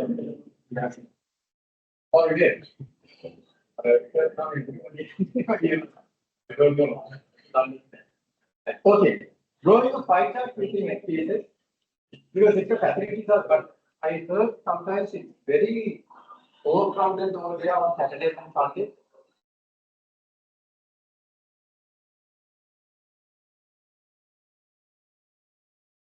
Because we need a separate building complex for itself. In fact, we were given one, but again, suddenly the government changed, the minister changed, and it was given someone else. Now, we would have got about acres of land. They have constructed a huge, building complexes as well as expanded the city. But suddenly the minister change then happened long before, and once the minister came, whatever, the policy came. And then there came a secretary, Minister Vilas secretary came. Secretary around Belvana, he knows the former vice chancellor of that particular university that is given. After that, Venkat so later on we tried, we gave a fight, but again it was. But still, they have even that particular university has not used that plan. So we are trying a different way, but again, it takes time, to just, do things. But again, you can do things quite quickly. It's much better. So at least we try to see whether we can get a lab-based not a lab. It's actually some place where we can keep our laptops and work. Isn't it? This is not the best way to work. We are going to do it. So I think the battery that can go time with test if possible.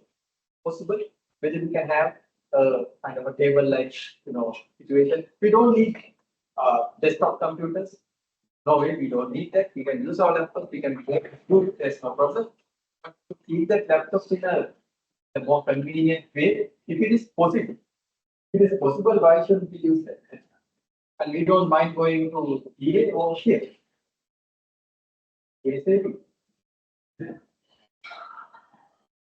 We'll see. Right, now let's see how to draw histogram for the gender variable or for the sex variable as you call it for yours. Okay, let's see how to draw that. You know that we did that earlier. Good. Not analyze. Now it's what? Analyze there. The graph on the name graph.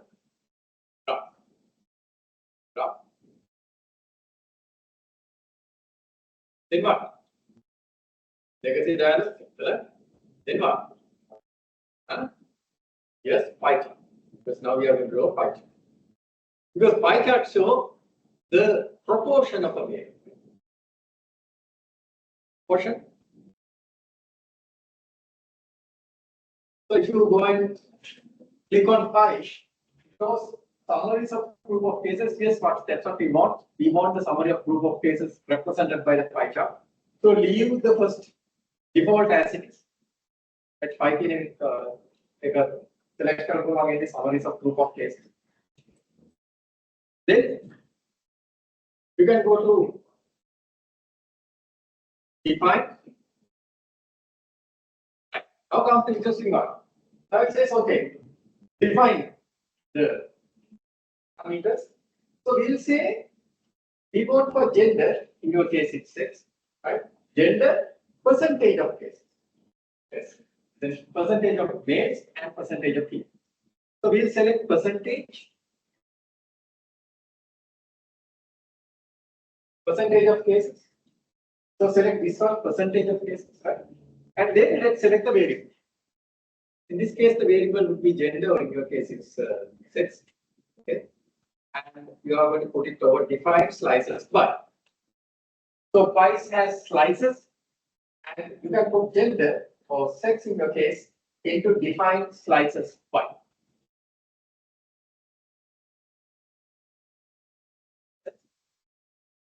that's it. And press OK. And if you want, you can put titles and subtypes and everything.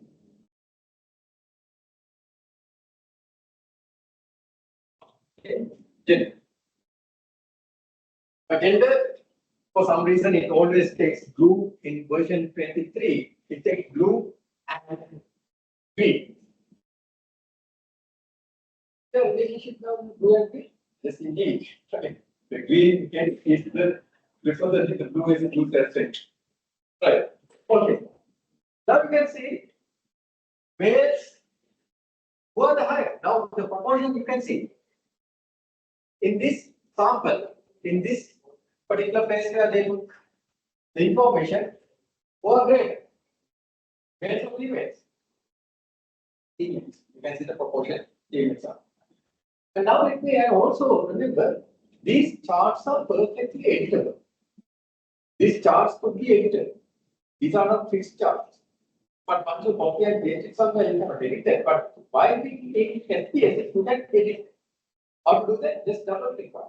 Let's say I want to indicate the percentage. Even you can change the color, but I want to change percentage. How to change the percentage? Oh, not to change how to put the percentage, how to insert the percentage into this tab. That's what I want to show. For that, you need to use the chart editor.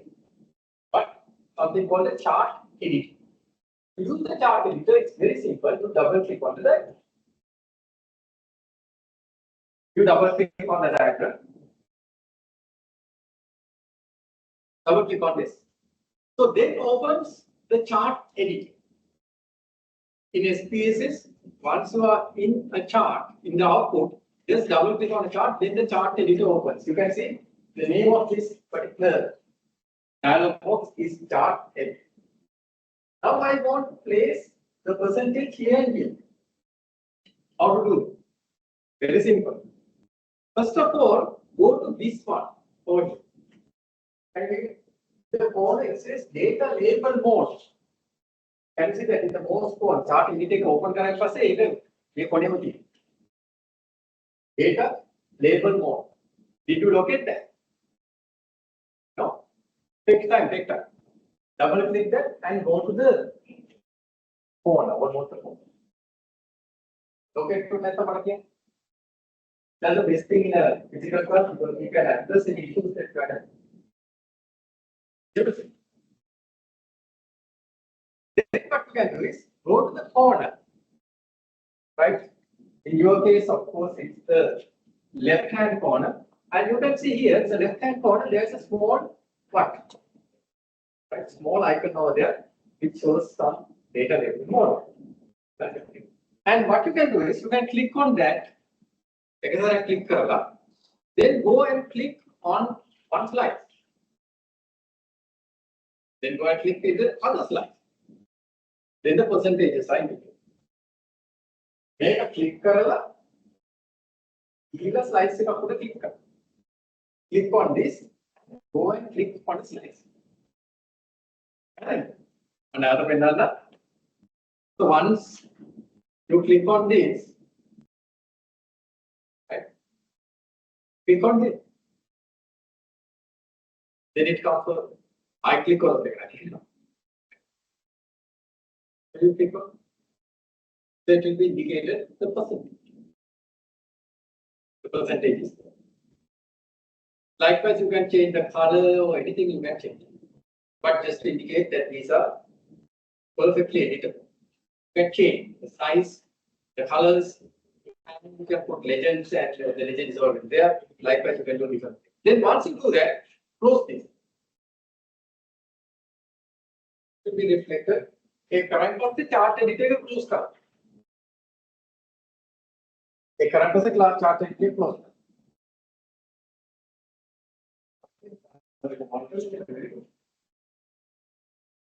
To change the colors, that's up to you. I'll leave it to you.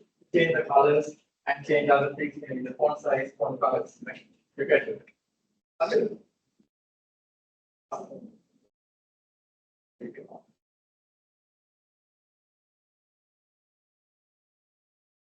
So take it reflected up.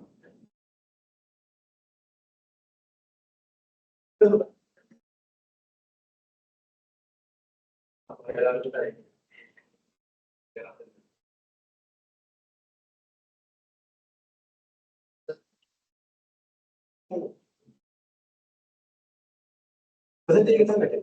Why not you to roll and say number? Why not? Okay, my chat is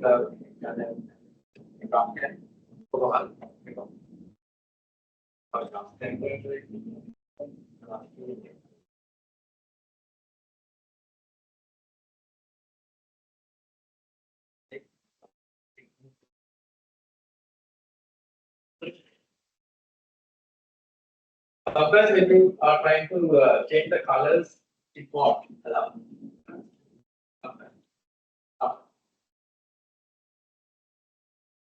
Yes, very good. You can just put it. Then it will be reflected in the output.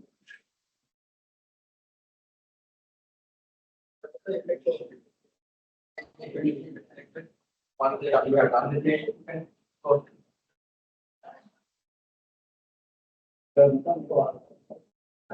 So I think some people change the color, some people it isn't allowed.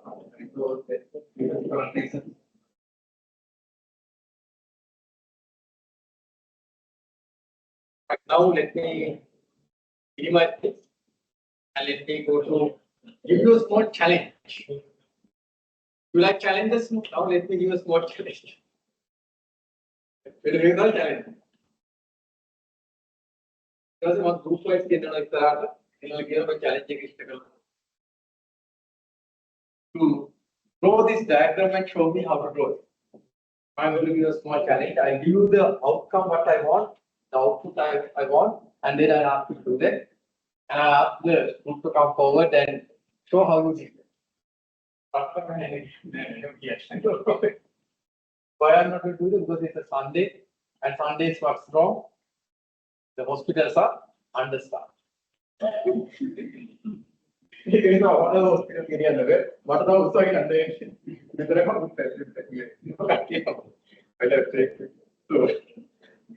Right.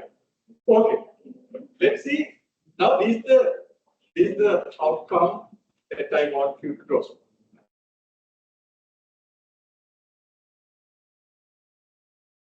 Video histograms, bar graphs. Here, this is now a slide. Now look at this diagram very carefully. This is a very particular diagram. This is a bar diagram, and you can see here it's two parties are there, males and females. The gender is there, males and females. And you can see it's represented for three groups.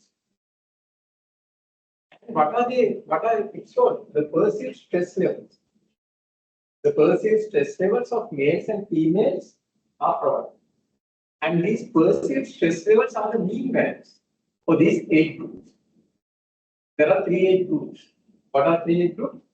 18 to 29, 30 to 32, and 45 plus. Three age groups are there. In fact, that variable is there in your data. Age group. The data set, if you look at the variable, there's a variable called age groups. It has classified all the impulses into these three groups. Then the stress level is given each entropy.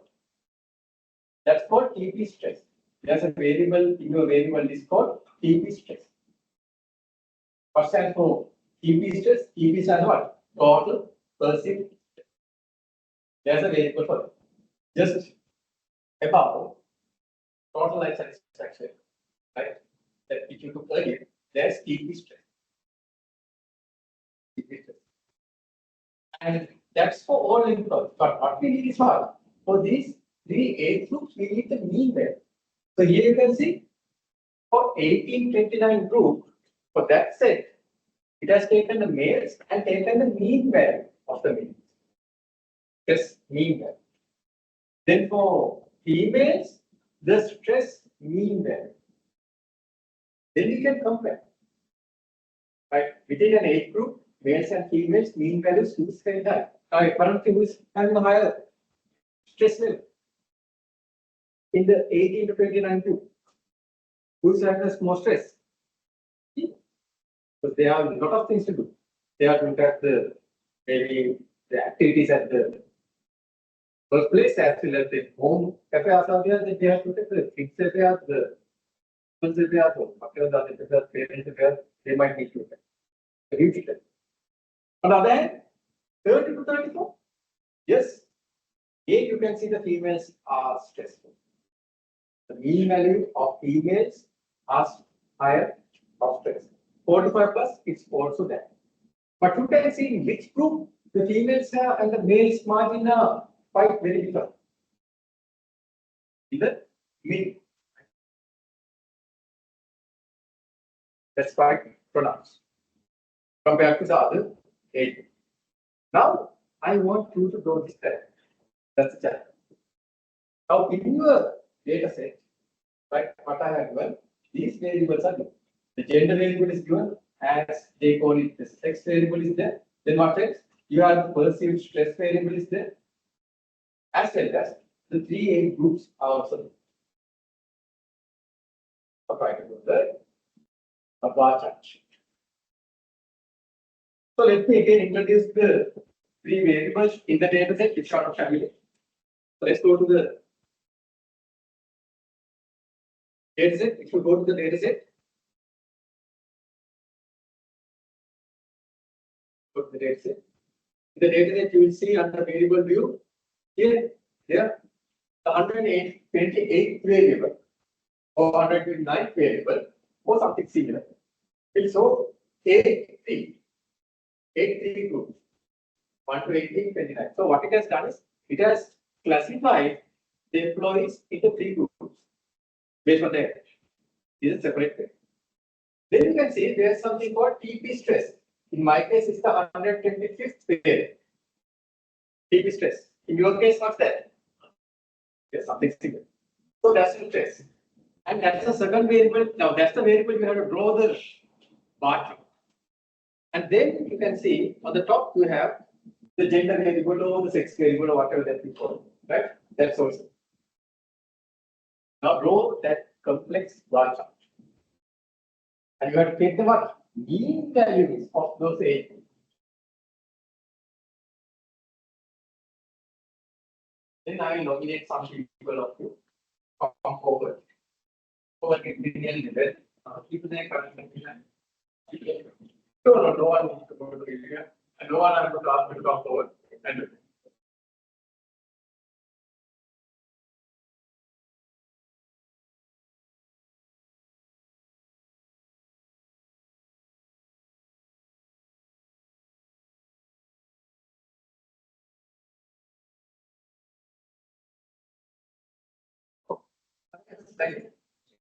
It's like you. Then make that type. Make that mode. One again, slide show again.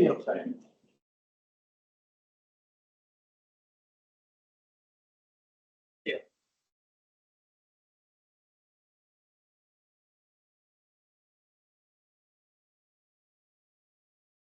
Make that This is what is required. I show you what worry. And no one I'm going to ask you to come forward, right? I'm not going to ask anyone to come forward. How do you not take it? So just try. I just want you to try.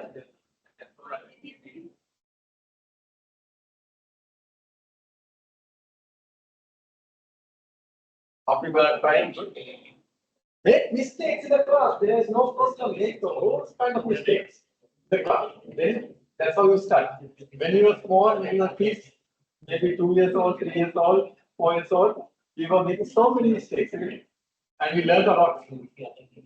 Of being adults, we don't, we are afraid of making mistakes, and we don't learn. So we make mistakes. There's no problem.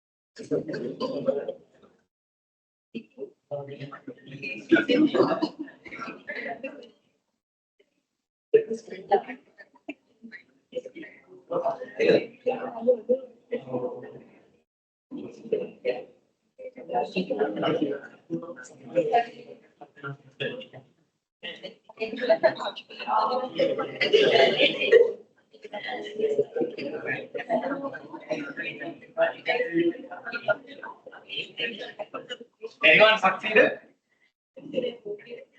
Don't worry. I tell you exactly how you have to do it. Take a diagram. Make errors, they don't need errors.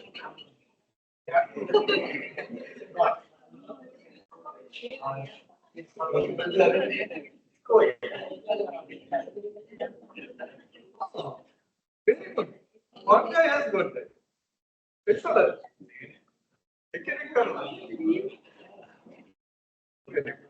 So yes, Okay, that's very nice. So one person has got it. Don't worry. This is the make mistakes. Don't worry. In a class, mistakes. You know, why are some mistakes in that? No one cares about you. Right? We are only having some hypothesis that people will smile and laugh and that and this and that. No, make mistakes and learn. Like the whole idea of making mistakes is to learn. So one guy has got it. Shall I show it? You want me this one time? Okay. Take time, take that. I can't try. That's very good. That's a fighting spirit. That's a good spirit. Okay. Now I think I'll get in here. Very good. Further? Yes, that's something more. So another student also got it.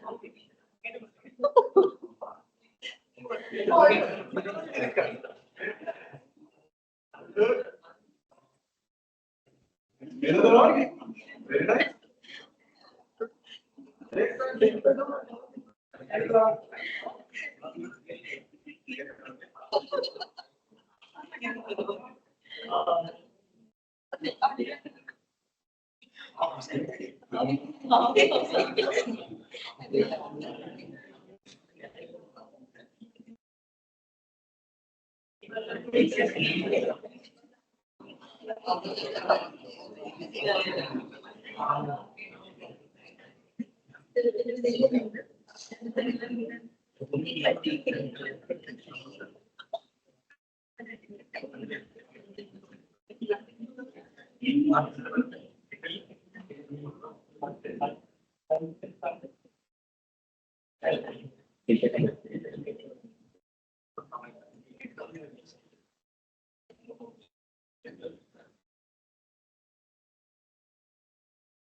It's very complex, but don't worry. Okay. So majority has got that. So let me show it. So I can see here what I've got it. Excellent. So I'm very happy the majority has got it. But it's very complex and let me show you how to do it. Right. This is how you do it. Right. So many of you, almost all of you are very successful. And even if you could not do that, that's also very important. Right? That shows that you have tried. So please try. Some people never learn. Some people think that they have to know everything. No, you cannot learn everything. Even I struggled a lot when I did this first time. Right? But now I know what to do there. First of all, go where? Graphs. Now look at. Now this is how you do it. You go to graphs, then like legacy dialogues, and then what? Then what? Bar chart. It's a bar chart that we want. Go to bar chart and pie charts. Then here we have what? Three kinds of charts. One is the simple bar chart, which is not what we want. Then cluster, yes, it's clustered as the picture indicates, and also not stacked. If you want, you can make it stacked, but we don't need a stacked tag. We need a clustered bar chart. Again, under that summaries of group of cases, that's by default what we have said. Then you can go to the clustered bar chart and say define. And now it's the secret. Now you need to take the mean value of the TP stress variable. The TP stress is given not on mean values, it's given for individual employees. Now you need to take the mean value. So what you can do? Here you can select. Here you can see on the bars represent the mean. Now select out of the list TP stress. Total perceived stress.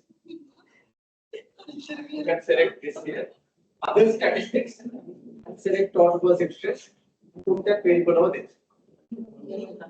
So what it will do is you took the stress variable over here. What it will do is it will take the mean value of the stress. That's the secret. No big deal. First time it might be difficult. Indeed, for me, it took some time to understand this and to apply it. But now you will never forget.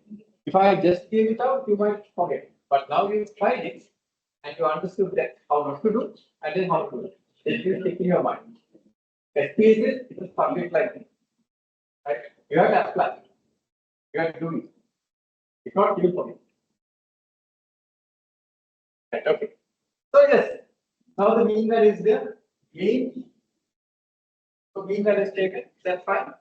And now it says, okay, what's the categorical axis? Now here, categorical axis is what? The three ages, age groups, category axis. The category axis, the x-axis, x-axis either for either, right? You can say that axis. So that's the three age groups. You can see three age groups are there. That we can put over here. Three age groups. Define clusters by clusters divided together. Again. In your case, it's there. Right. So yes, define clusters by it's there. So gender, whatever that you call it, it's there. That's it. That's it. And now press on. You get your output.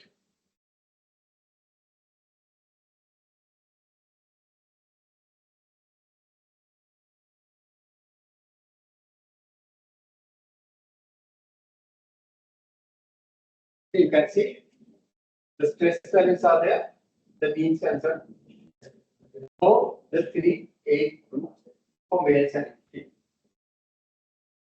So now try to do this in Excel. You take the same data set and try to do that in Excel. You take maybe one, right? It will take a long amount of time to do. But in SPSS, it took only few seconds to do.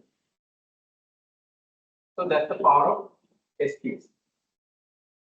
That's why you can see now gradually you are learning the why we should use SPSS for statistical analysis. But Excel is a very important package we use for some other purpose. Of course, that's a different story. And we use a pen to write, right? Not to do other things, not to eat a person.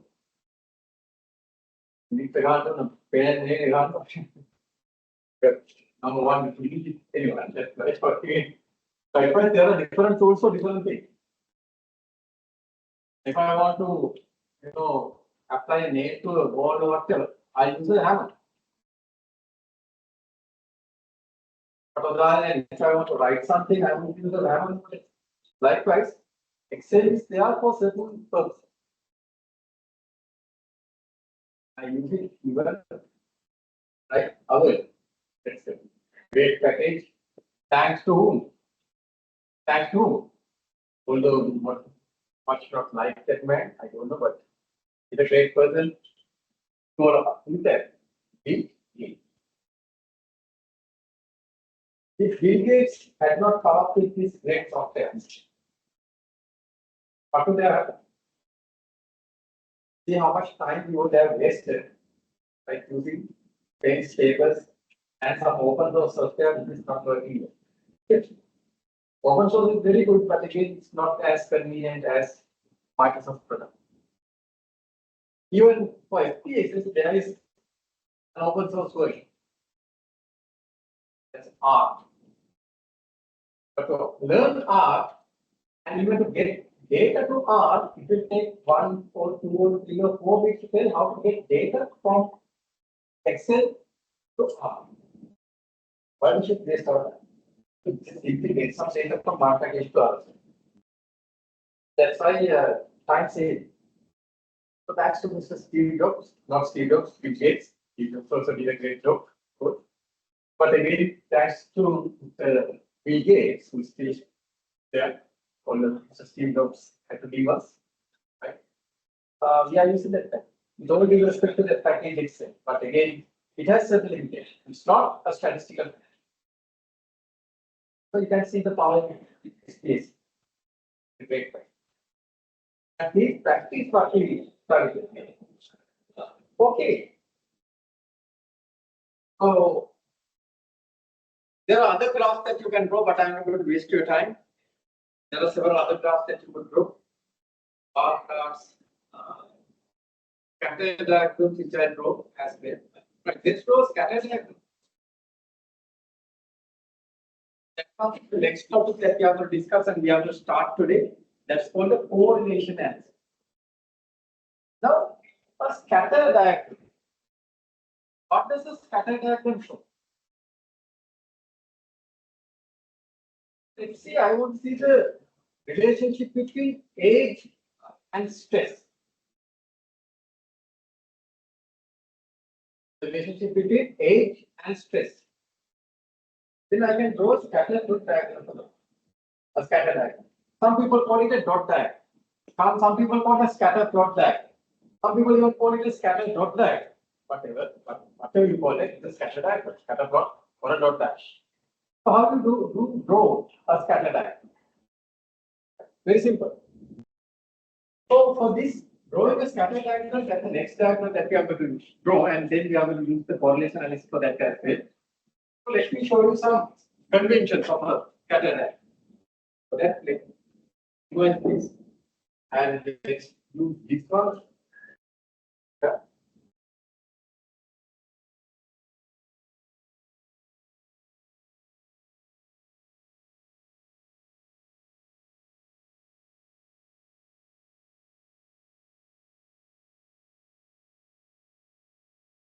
Okay, that's much clearer. Okay. Now in the scatter diagram, what we do is we have two axes. What are the two axes that we have? This axis is known as what? What are the main axes that we have? X to Y. X. Why you call it X? That's a convention. You call it X, that's why you call it X. X. And this axis is known as what? Y. There's a convention. Now, let's say there are two variables, age and stress. Right? Age and stress. Oh, let's take another variable. Let's take age and stress. Okay. Salary and satisfaction. Let's say salary and satisfaction. Or your allowance and satisfaction. It indicates a huge amount of allowance, isn't it? 80,000, 80,000, 100,000. No. $3,000. Right. Okay. Now we have two variables, salary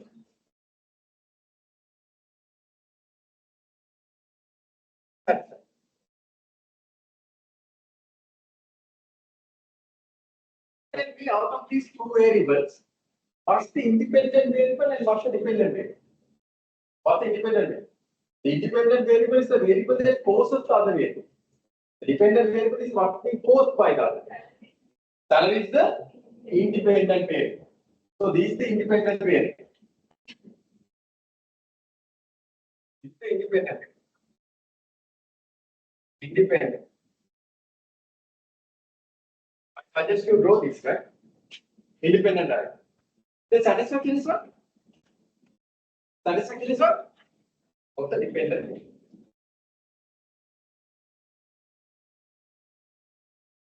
Dependent. So there are two variables, independent and the dependent variable. For example, salary and satisfaction. Now let's take business context, advertising expenditure and revenue. What the independent variable and what the dependent variable? Advertising expenditure and the sales revenue. The independent variable is what? Advertising expenditure. That causes what? The dependent variable to increase what? That's the sales revenue. So likewise, we have to understand there are two types of variables, independent and dependent variable. That's what we are going to discuss from here onwards. But these just to make sure. Now there's a convention. X is what? X is always what? The independent. So this should be always the independent variable.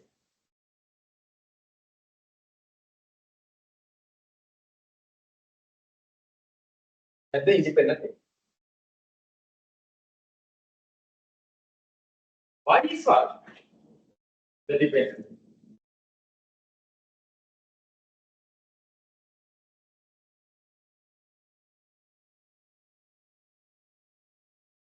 Right. Now tell me, salary and satisfaction. Where should salary go? Salary cannot work. Salary cannot work. X or Y? Salary should go where? X.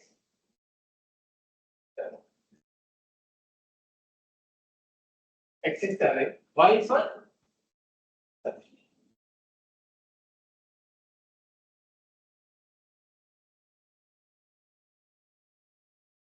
This is what you have done.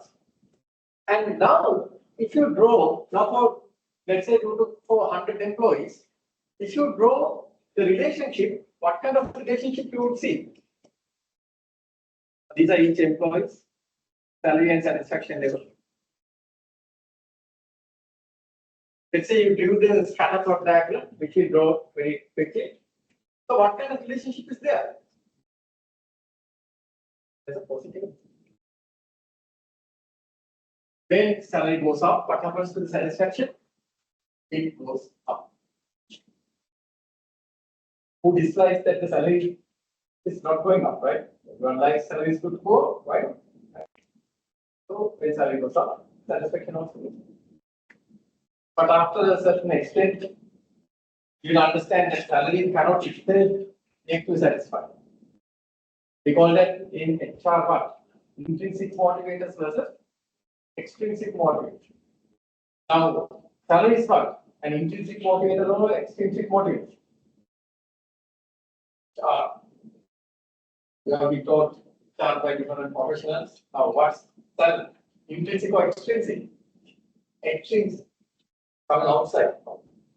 Extrinsic, someone is paying. But it could motivate you up to the next day. Then after that, you have to be motivated not by salary, not only by salary.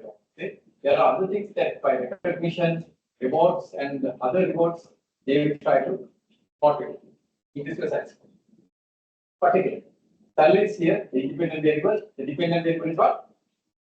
Salary. So this convention, please remember, and by looking at that, we can see what's the relationship. By drawing a scatter plot diagram, what can we see? The relationship between two variables. Here, what kind of relationship is there? Positive relationship. Because what? When salary goes up, satisfaction goes up. But on the other hand, say a relationship came like this. That's not a negative relationship, which is generally not observed. When salary goes up, the satisfaction goes down. I don't think so. So likewise, it might be different ways.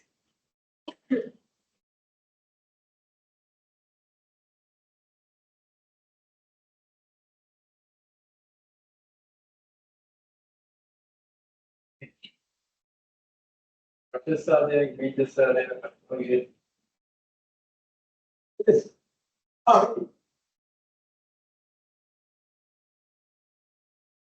Actually, one. Actually, we have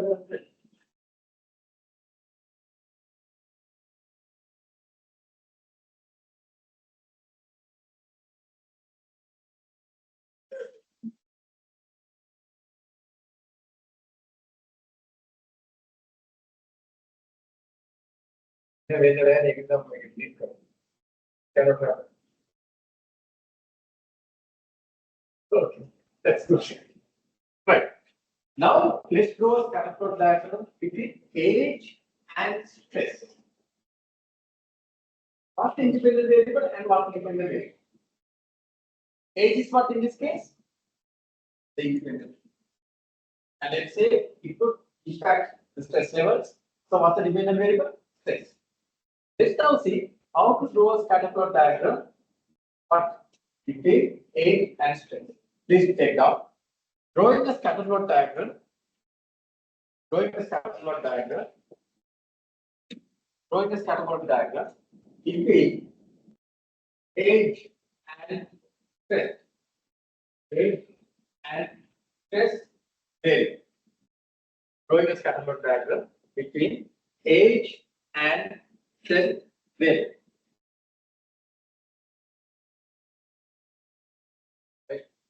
You can take down age equals, say below that, say age equals the dependent variable, the stress equals the dependent variable.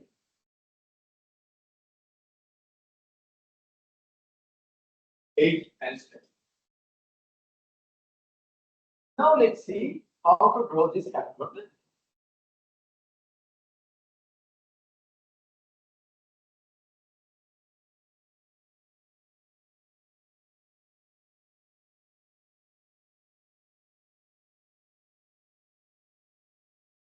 So go to the data set.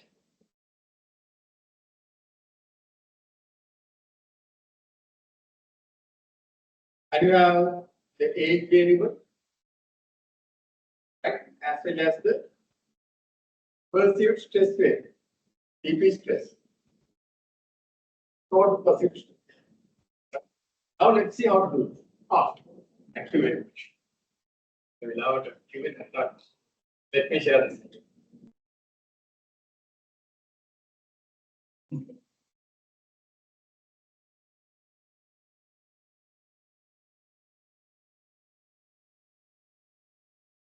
Right. Now here, let's go back to the data set. So you can see the age variable is there, which is the independent variable, and the dependent variable is what? Total perceived stress, TP stress. Is it clear? Now let's see how to draw a scatter plot diagram to see the relationship between two variables visually. Okay, how can you draw a diagram like this? We'll go to graph. Now take down the steps.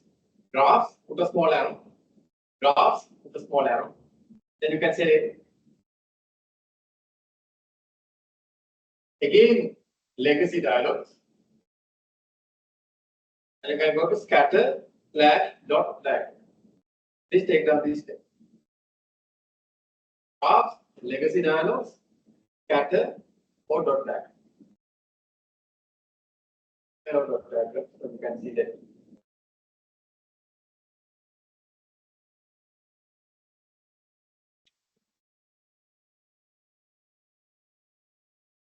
Right. So when you click on that, it gives several options, but we need a simple scatter because it has only one x-axis and one y-axis.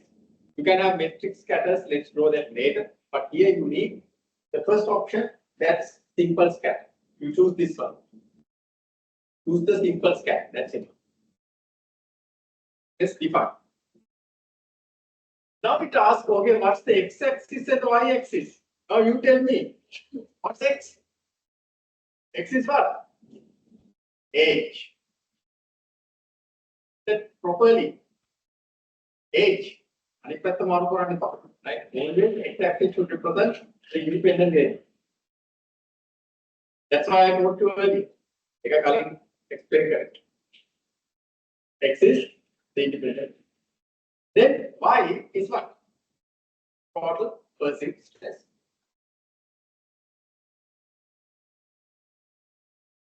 Total perceived stress.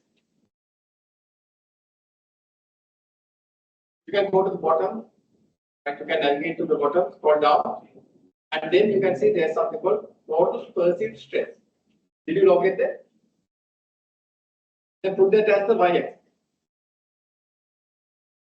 Put it as y.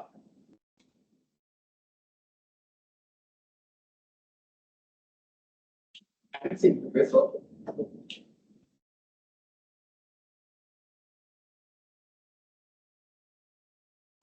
මට තාම තියෙන රාත්‍රී ස්පාට්. ඒක නිසා මම ඒක වෙනස් කරලා දාන්න. But you will draw it, right?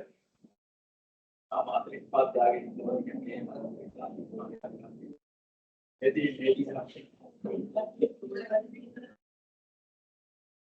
දැන් okay, it's article.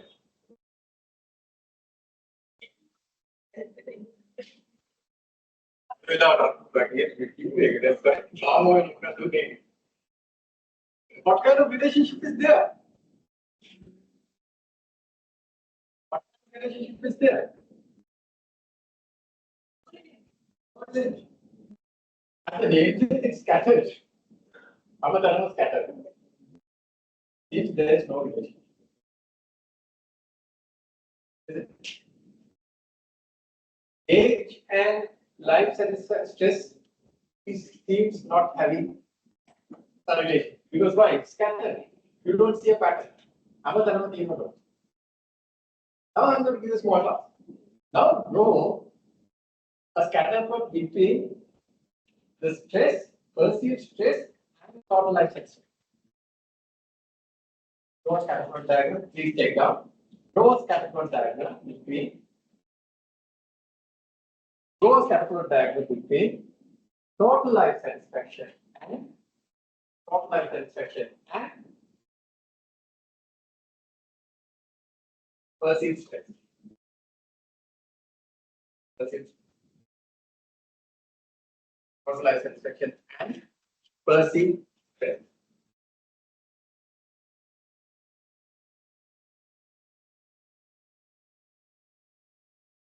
And see what kind of relationship is there.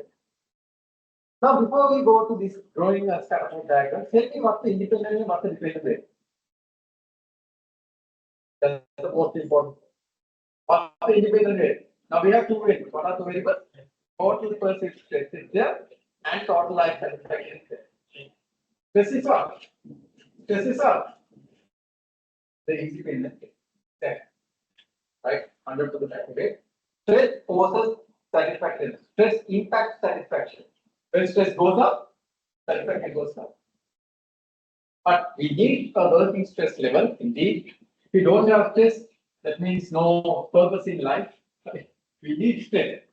We need financial stress. We need work stress. We need family stress. Then only we will feel human. If everything is achieved, if everything fulfilled like in heaven, I don't know. People living in heaven. Finally, what's the outcome? I feel very bored when I heaven. But I would like to be here. But ultimately, bored. You just know any challenges, no any stress. Nothing. But too much stress.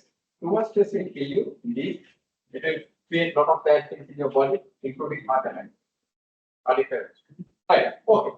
Now again, what are the two independent and independent variable? Independent and dependent variable. The independent variable is what? Stress, and the dependent variable is what? Life. Draw a scatter plot and tell me what kind of relationship is there. Yes, some students have drawn. Good.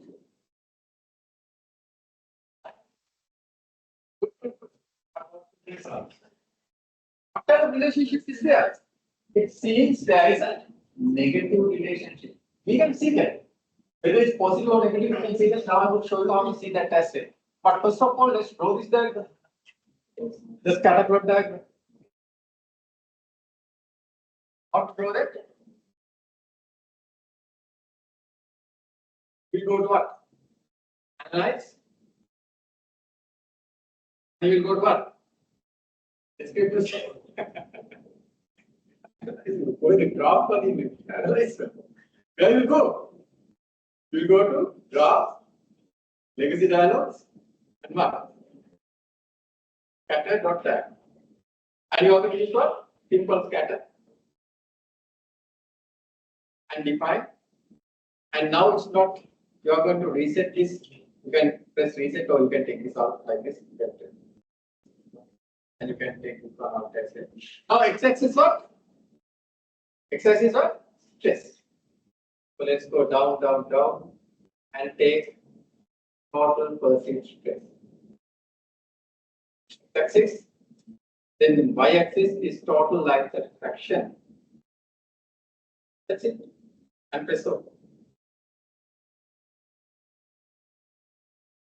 Now it seems there's a negative relationship. You can see when this goes up, it seems the trend is going down. We can see that very clearly. Now we can ask SPSS chart editor to fit a line. Line fit how to fit a line. Double click on the chart. Very good. You will double click on the chart. So how to fit a line? Absolutely. You double click on the chart. And then you will see that there is shows fit a line. You go and see here. It shows what? At the fixed line. At the fixed line. Better. So here, once you are in the chart editor, please go over here, say at the fixed line. The fixed line. Take that marks. Then another dialog box comes and tells what kind of a line you need. It's linear. You don't need curved lines and other things. We need a linear line. That's all. No problem. And just close the chart in. Close the chart in. Now, what kind of relationship do you see? It goes down. Can you see that? When total perceived stress goes up, that's an expectation. Can you fit a line to the earlier diagram? And current diagram will line up it. Now, if there is a negative relationship, it goes like this. If there is a positive relationship, it goes like this. On the other hand, if there is no relationship, how the line would be shown? It will be parallel to this. That means even the stress changes, the satisfaction does not change. Or it can be even perpendicular like this. But if you end up shooting like this, there's no change. Let's see whether that's the case. Can you go to the earlier scatter diagram and fit a line and see what kind of relationship is there? We saw that there was no impact relationship, A and light satisfaction, A stress impact. Can you guys see?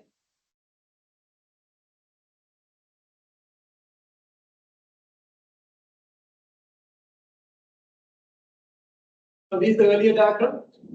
And how to fit a line? I forgot. Line you pick up in the other. Over. Other.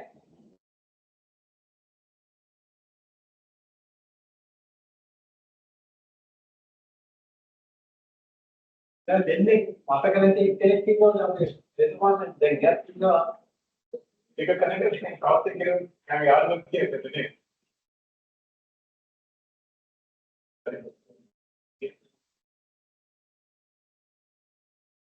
okay. Double click. Then what? Over here. What? And a bit slide. It goes. Kind of line is there. You can see almost what? A very tiny slope. Almost is parallel to this line. That means there is very less impact. Very less impact, the age forces on total percentage. So this is how you draw a scatter plot diagram. So my question to you is, what does scatter plot diagram show?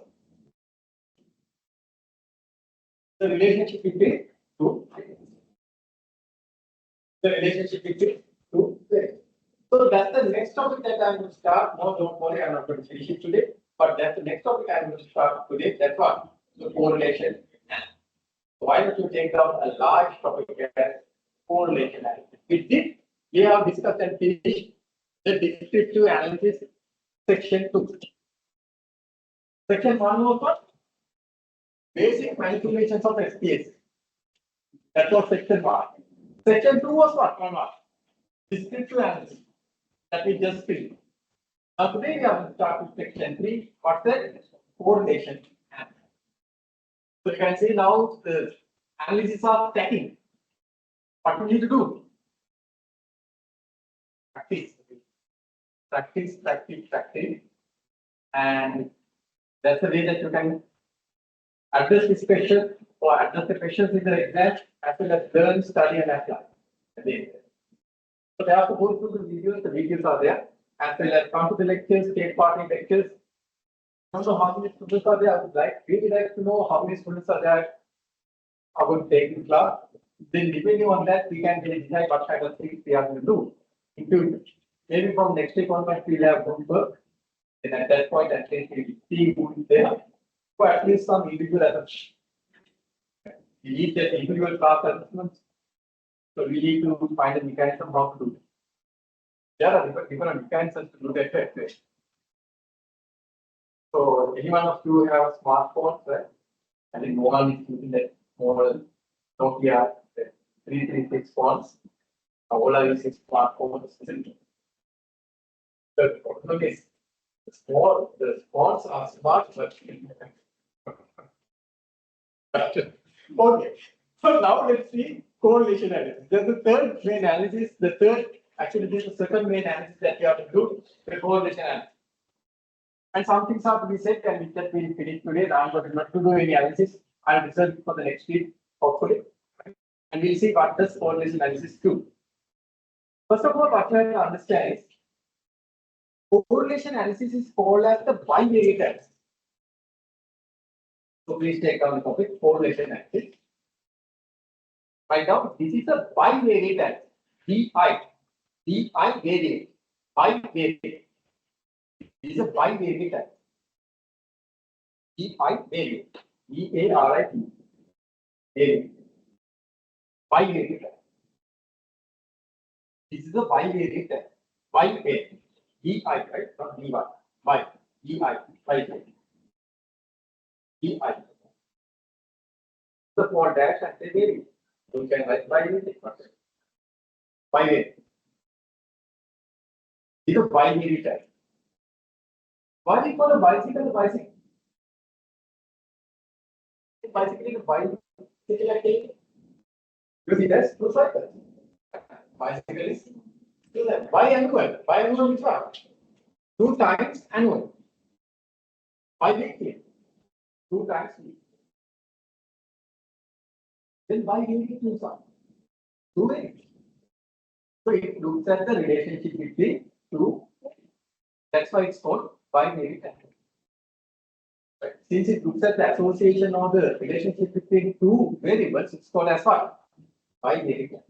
So that's why I call it bivariate. But on the other hand, descriptive analysis for a univariate analysis, which we just discussed. It's called a univariate analysis. Descriptive analysis, you can say equals univariate analysis. Why? You take one variable and describe. You took age and you describe. You took what age? Univariate. Univariate means you take one variable and describe. So the early analysis that we did, descriptive analysis is what? Univariate analysis. While the analysis which I'm going to talk to now, is known as what? Bivariate analysis. You are going to look at the relationship between 2 variables. Understood? Then the next level under regression analysis, I will teach you multivariate analysis. Meaning what? More than 2 variables. More than 2 variables, multiple analysis or multivariate analysis I will be teaching you on that. So just understand, depending on the number of variables you use, the analysis, the name of the analysis changes. If you use only one variable, you call it what? Univariate. 2 variables, you call it what? Bivariate. For some people call it bivariate analysis. Whatever you call it. And you go to Colombo and there are nonas, right? Babies. And they sometimes use descriptive their text dogs. So if you ask what are you giving to that dog? Dog. So then that person will tell what? The nonna will tell what? The lady will tell what? I give what? Biscuit. So like some people go bivariate, bivariate, and different kind of thing. But bivariate, for me, a bicycle is a bicycle. So this is bivariate. Whatever you call it. So yes, that you take 2 variables. That's why it's called bivariate. Then you take multiple variables, more than 2 variables. It's called what? Multivariate analysis. For multivariate analysis. That will use. We will be doing that under regression analysis. We'll be taking more than 3 variables, more than 2 variables, 3 or plus variables, and try to do that. Right? Understood? Univariate, bivariate, and multivariate analysis. Maybe I will administer an MCQ exam next week. I told you. So be ready for that. So this is how I'm going to do certain executions at the class, because I'm supposed to do how many classroom tests under this subject. I'm supposed, right? I don't want to do that, but I'm supposed to do how many tests? Probably next week. Now we have finished descriptive analysis, right? Maybe next week, I don't know. Maybe we have small MCQ test, 5 questions or 6 questions on what we cover. So be ready. Suddenly they are here MCQ test. Yeah, I'm going to do only this. I'm going to give the output, because all of you have consumed it. So I'm going to give an output, right? Maybe I'll display it out. Then I'll give you 5 questions and MCQs administered through a Google form. Can you access Google Forms from your phones? Yes. Yes. Right? You can access. So you will just select the options that you think that's correct on an individual basis, and you get it into the mark. So probably that's the only way I think we can do a classroom test here, because I can ask you to fill them, all of you. You might have your desktop running in it. I don't know. Desktop. One trainer targeting how much you are like. Quality care making the make of your line of it. You know, so like that, you have to only give the output and interpret the result. To select the photo. They have to be ready. Maybe next week. Maybe week after next. So be ready for that. You need only a smartphone to answer the question. A smartphone to do. Right. So that's the bivariate analysis, multivariate analysis, and univariate analysis. Right. So regression is correlation is what? Correlation is what? It's a bivariate analysis. Right. So you take 2 variables at one instant, and you see the relation.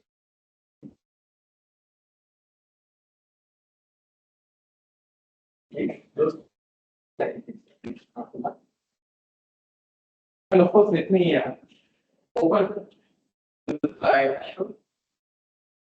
I'm not going to do any computations, of course.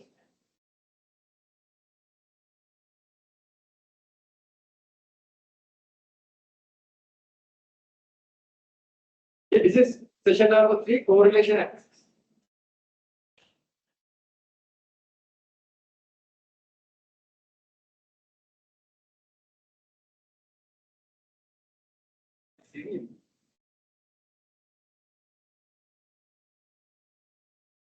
Maybe they are practicing.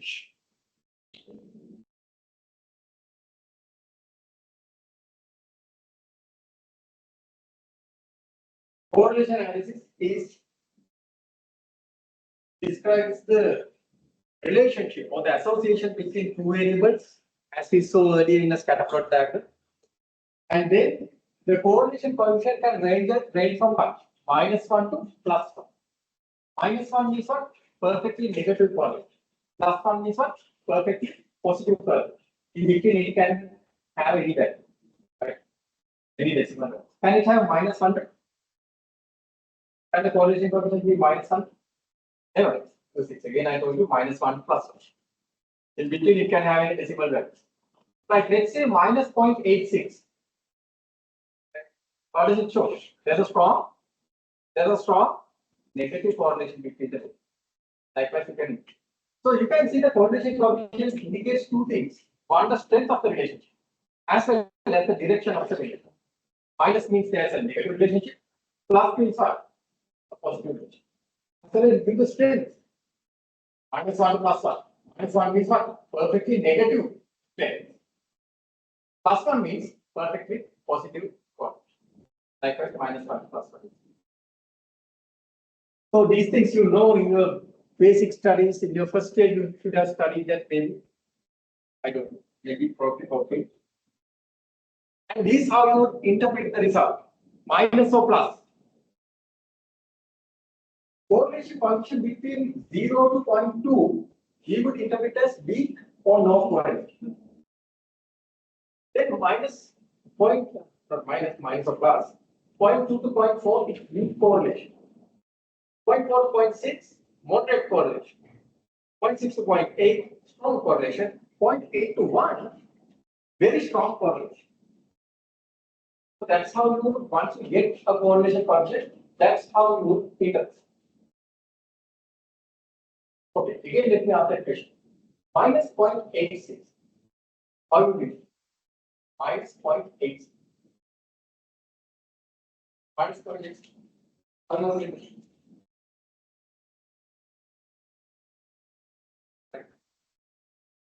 Yes, minus 0.86. A very strong negative. Very good. A very strong negative one. Then 0.75. 0.75. How do you interpret this? Positive. So that's how you interpret the correlation coefficient once SPS is calculated. So this is the last thing I will discuss. It's the difference between correlation and causation. There's a difference between correlation and causation.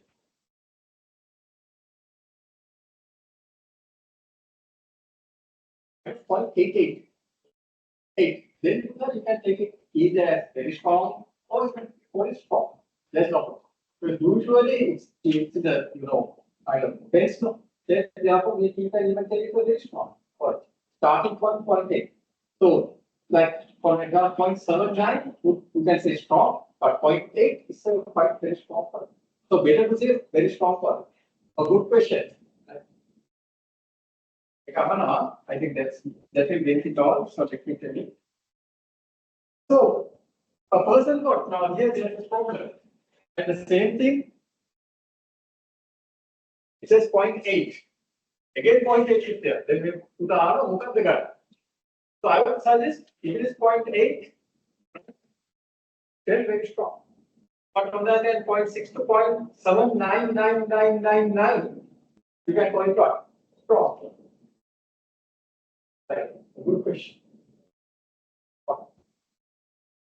Now let's try to understand the difference between correlation and causation.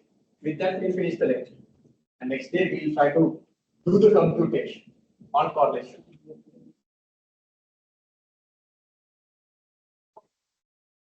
Okay. Let's again shift gears. Stop sharing. And I'll share it from here. Shift gears.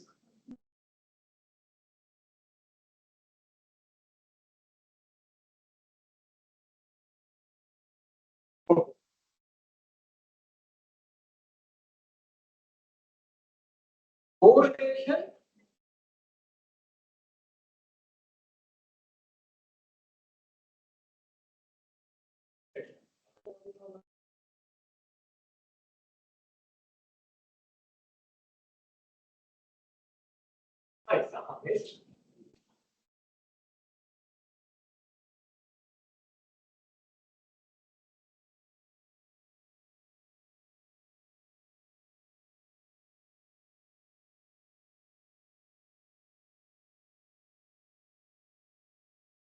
correlation might not necessarily mean causation.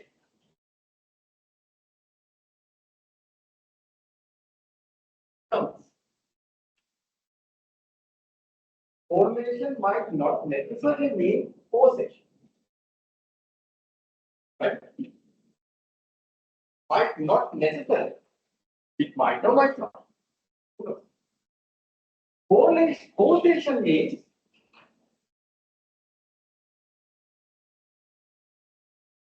cause and effect.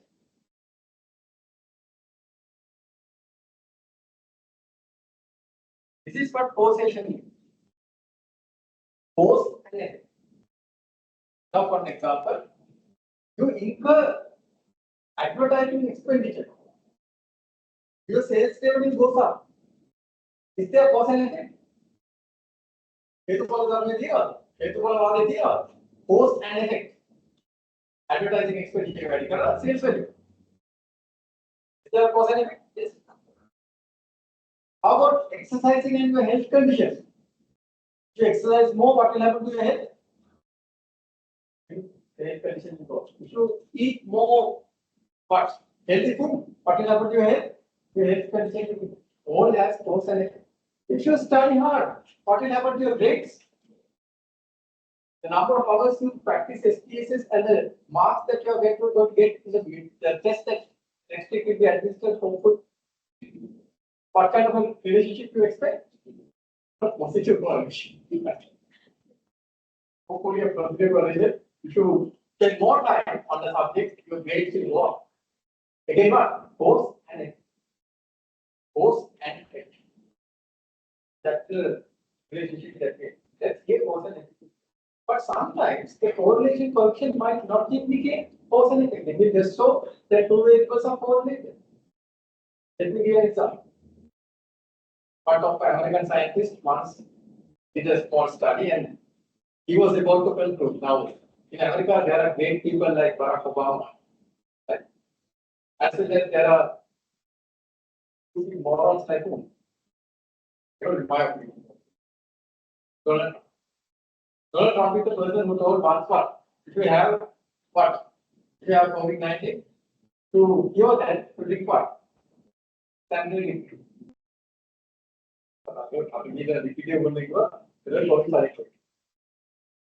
In public media, he told, and later on the doctor told this man, then immediately he told it was. So likewise, some stupid people are there. So one stupid scientist was doing a study and he did his study. And this was the result. Let me show you. He took two variables, X and Y.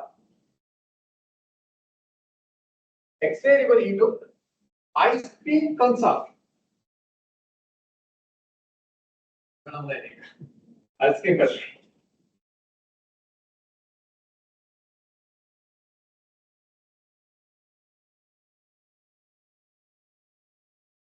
In the Y variable, you know, drowning deaths. People drown and they die.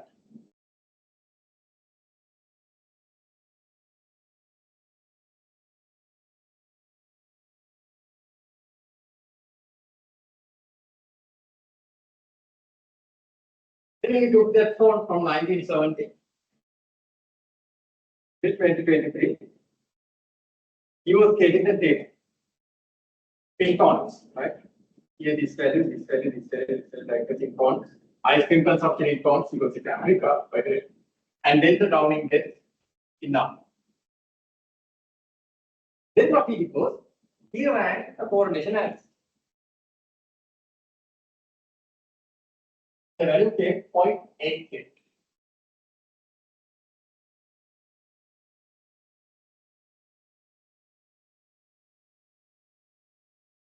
How do we interpret the result?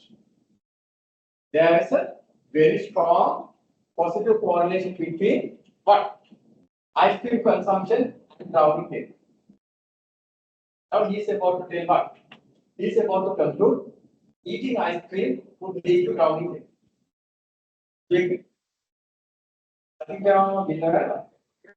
Swimming pool ice cream pool.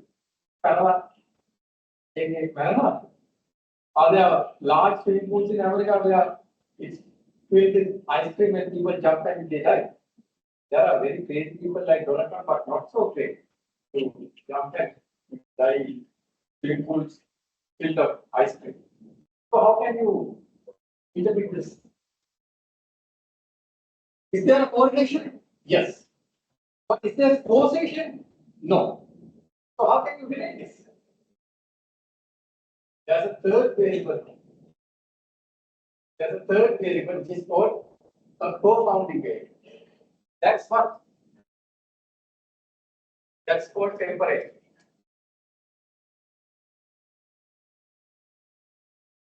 Third variable. And this variable is there.